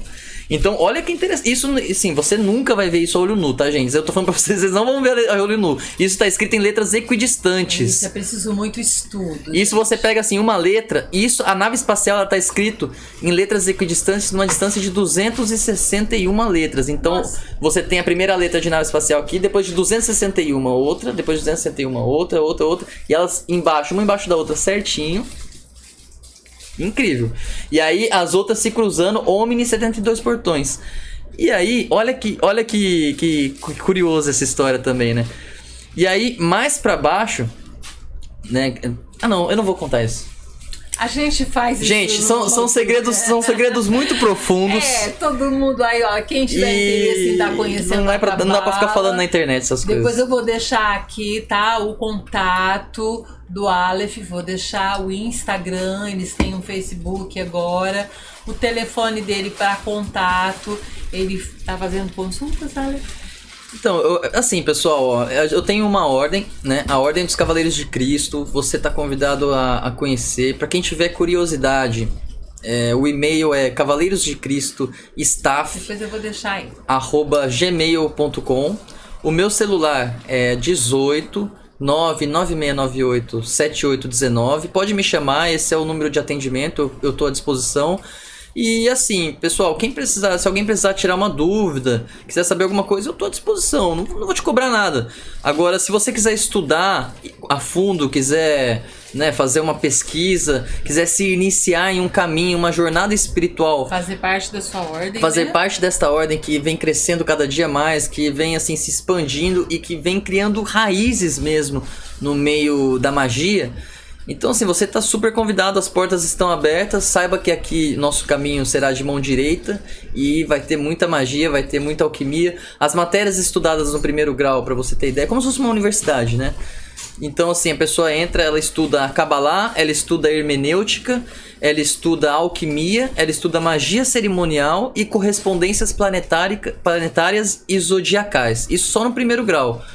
Terminou os estudos dessas matérias, a pessoa vem até o meu templo, ela passa por uma iniciação para entrar no segundo grau e começa os estudos do segundo grau. Isso é bem rígido, tá? Para ir pro segundo estágio. Aí assim, para ir para o segundo. Aí já não é pular de galho em galho, não. Aí já não fica aberto, como tô deixando o primeiro grau aberto aqui para vocês. Outra coisa que o Bruno não falou, logo o site deles também vai estar no ar, vai estar pronto. E dia 30. E a esposa do Bruno, ela faz o mapa astral E ela faz com as correspondências da Cabala. É totalmente diferenciado. Não é igual personagem aí que você entra lá, coloca os nomes. Não, demora, tá? Pra ser feito. Não é feito de um dia pro outro. É uma coisa mais demorada. É um casal trabalhando junto, mas tendo assim a mesma cabeça, o mesmo pensamento, convergindo para o mesmo objetivo. Então, isso aí é extremamente necessário. Agora, a última coisa que a gente não pode deixar passar em todo mundo que a gente entrevista, né? Você nasceu Bruno e você nasceu de novo Aleph, certo? Certo. Quem é o homem que está por detrás do cabalista Aleph Yaakov? Eu sou uma pessoa... Assim, eu sou uma pessoa simples, no sentido de que eu não gosto de acumular nada, eu não sou uma pessoa que acumula coisas, eu sou uma pessoa que gosta de simplicidade, eu acho que menos é mais. E eu acredito também que, assim, eu sou uma pessoa que eu rezo na hora que antes de abrir meus olhos, eu faço a oração Modéani, que é a oração de agradecimento da Kabbalah. Então eu agradeço ao Eterno antes de abrir meus olhos. Na hora que eu levanto, eu vou ao meu templo, eu faço a lavagem das mãos da forma que a Kabbalah ensina e faço a reza das lavagem das mãos. Com a mesma água consagrada, eu lavo a minha nuca, lavo a minha laringe, lavo minha boca, minha testa, vou lavando minhas mãos, eu vou pedindo pro Eterno, purifica minha mão porque ela está cheia de pecados, que eu possa entrar na sua casa, que eu possa orar, que eu possa comungar da tua beleza, da tua vontade divina, fazer de mim receptáculo perfeito para a tua obra ser realizada. E aí eu começo as minhas orações, e aí eu acendo as velas na menorá, eu faço uma leitura de Torá, eu rezo cerca de uns 30 salmos, faço uma série de orações. Quando eu acabo essas orações eu saio, aí eu respondo os meus alunos, eu tiro as dúvidas de quem tem alguma dúvida, né? Eu vou responder o pessoal no Instagram, eu respondo o pessoal no Facebook, respondo e-mails, todo mundo que tem dúvida, vou respondendo a todos, né? Faço o meu almoço com a minha esposa, né? Ela almoça junto comigo normalmente. E eu, assim, hoje em dia, né, que eu cuido essencialmente da ordem. Eu a vida inteira sempre tive minha casa e a música, minha casa e música. Hoje eu tenho a minha casa e a ordem. E eu tenho a música assim como algo terceiro, quarto, quinto plano, sabe? Não é algo que eu levo como trabalho hoje em dia. E você fala assim, mas você precisa de muito para viver, de riqueza, tudo. Não. Eu preciso da minha esposa, eu preciso dos meus livros, eu preciso do meu templo. E se eu tiver isso, vamos dizer que amanhã acaba a energia, acaba o YouTube, acaba tudo e a Terra entrou em um colapso. Se eu tiver o meu templo, minha esposa e os meus livros, pra mim o mundo continua a mesma coisa, como se nada tivesse acontecido. E os gatos. E os gatos, né? É verdade. É verdade. Tem os meus gatinhos. Então eu sou uma pessoa assim, caseira. Eu não saio de casa pra nada. Eu não gosto de comer porcaria. Eu não gosto de ficar saindo e ficar de papo furado. Eu não fico de papo furado. Eu corto papo furado. Eu não dou risada à toa. Eu não fico jogando conversa fora ou fazendo fofoca das pessoas. Você nunca vai me ver falando de ninguém. Simplesmente por falar de alguém. Então assim, eu não sou uma pessoa... Eu sou uma pessoa muito singela, na minha, reservada. O eremita, disse, e eu gosto de ficar... Assim, eu adoro ficar sozinho. Eu amo a presença da minha esposa mais do que tudo na vida. Nunca quero ficar sem ela. Mas a minha presença... Eu comigo mesmo, eu não sou uma pessoa que fica...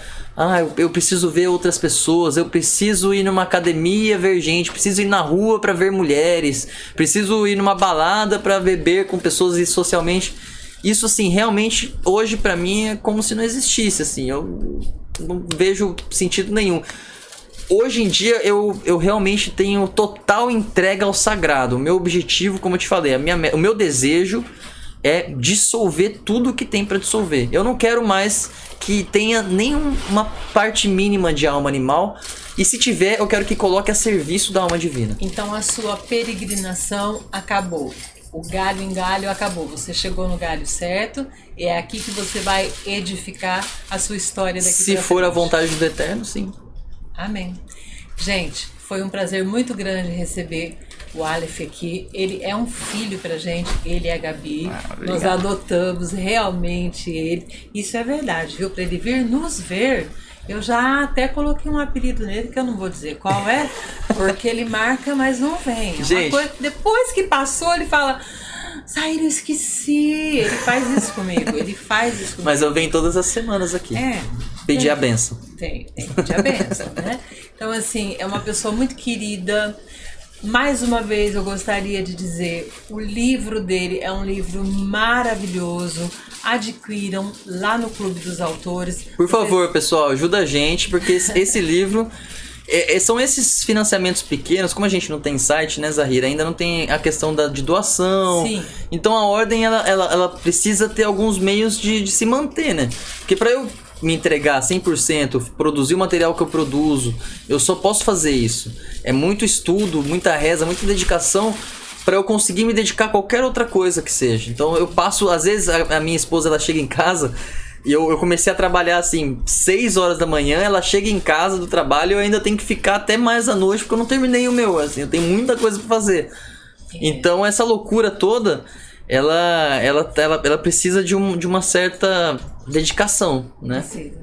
Então, assim, mais uma vez, tá? Depois eu vou deixar na descrição aqui todas as formas de comunicação com o Aleph, para que vocês possam entrar em contato com ele, quer queiram comprar o livro, é direto no Clube dos Autores, quer queiram fazer parte da ordem dele, serem alunos, aprenderem mais sobre Cabala, ou futuramente ele está montando já o templo dele, está praticamente pronto, e ele vai estar trabalhando, tá, com a parte mágica, Isso. Com realmente a alta magia, né?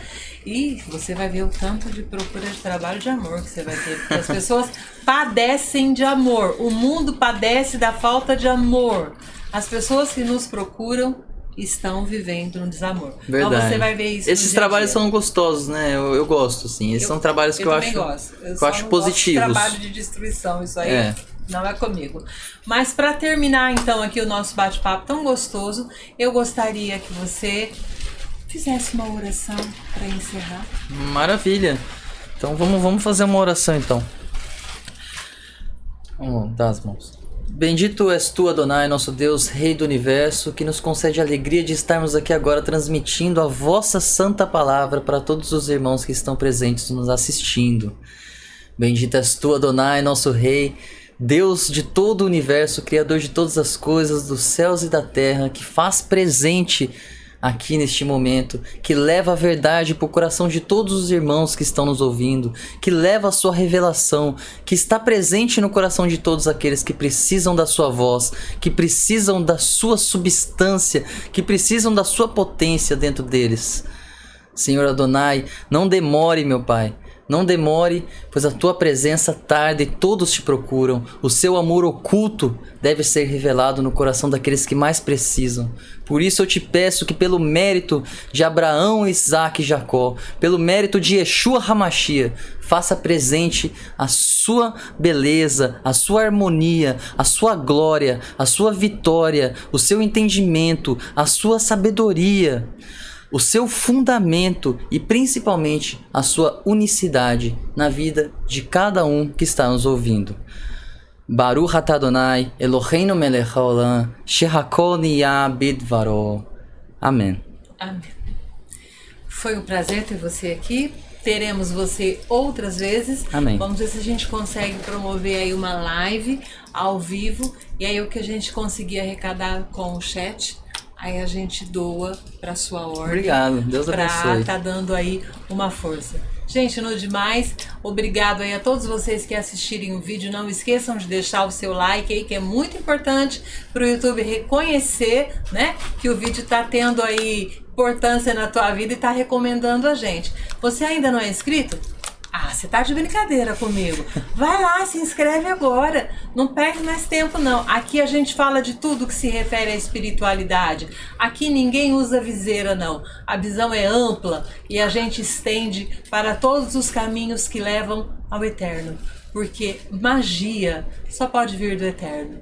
O restante é mágica, né? Que não dura nada. E aí tá cheio de gente fazendo mágica por aí, mas no final das contas não dá nada não. Gente, muito obrigado pela presença. Alex, obrigado pela sua presença. Boa noite para quem é de boa noite, bom dia para quem é de bom dia e que todos vocês sejam abençoados. Até a próxima.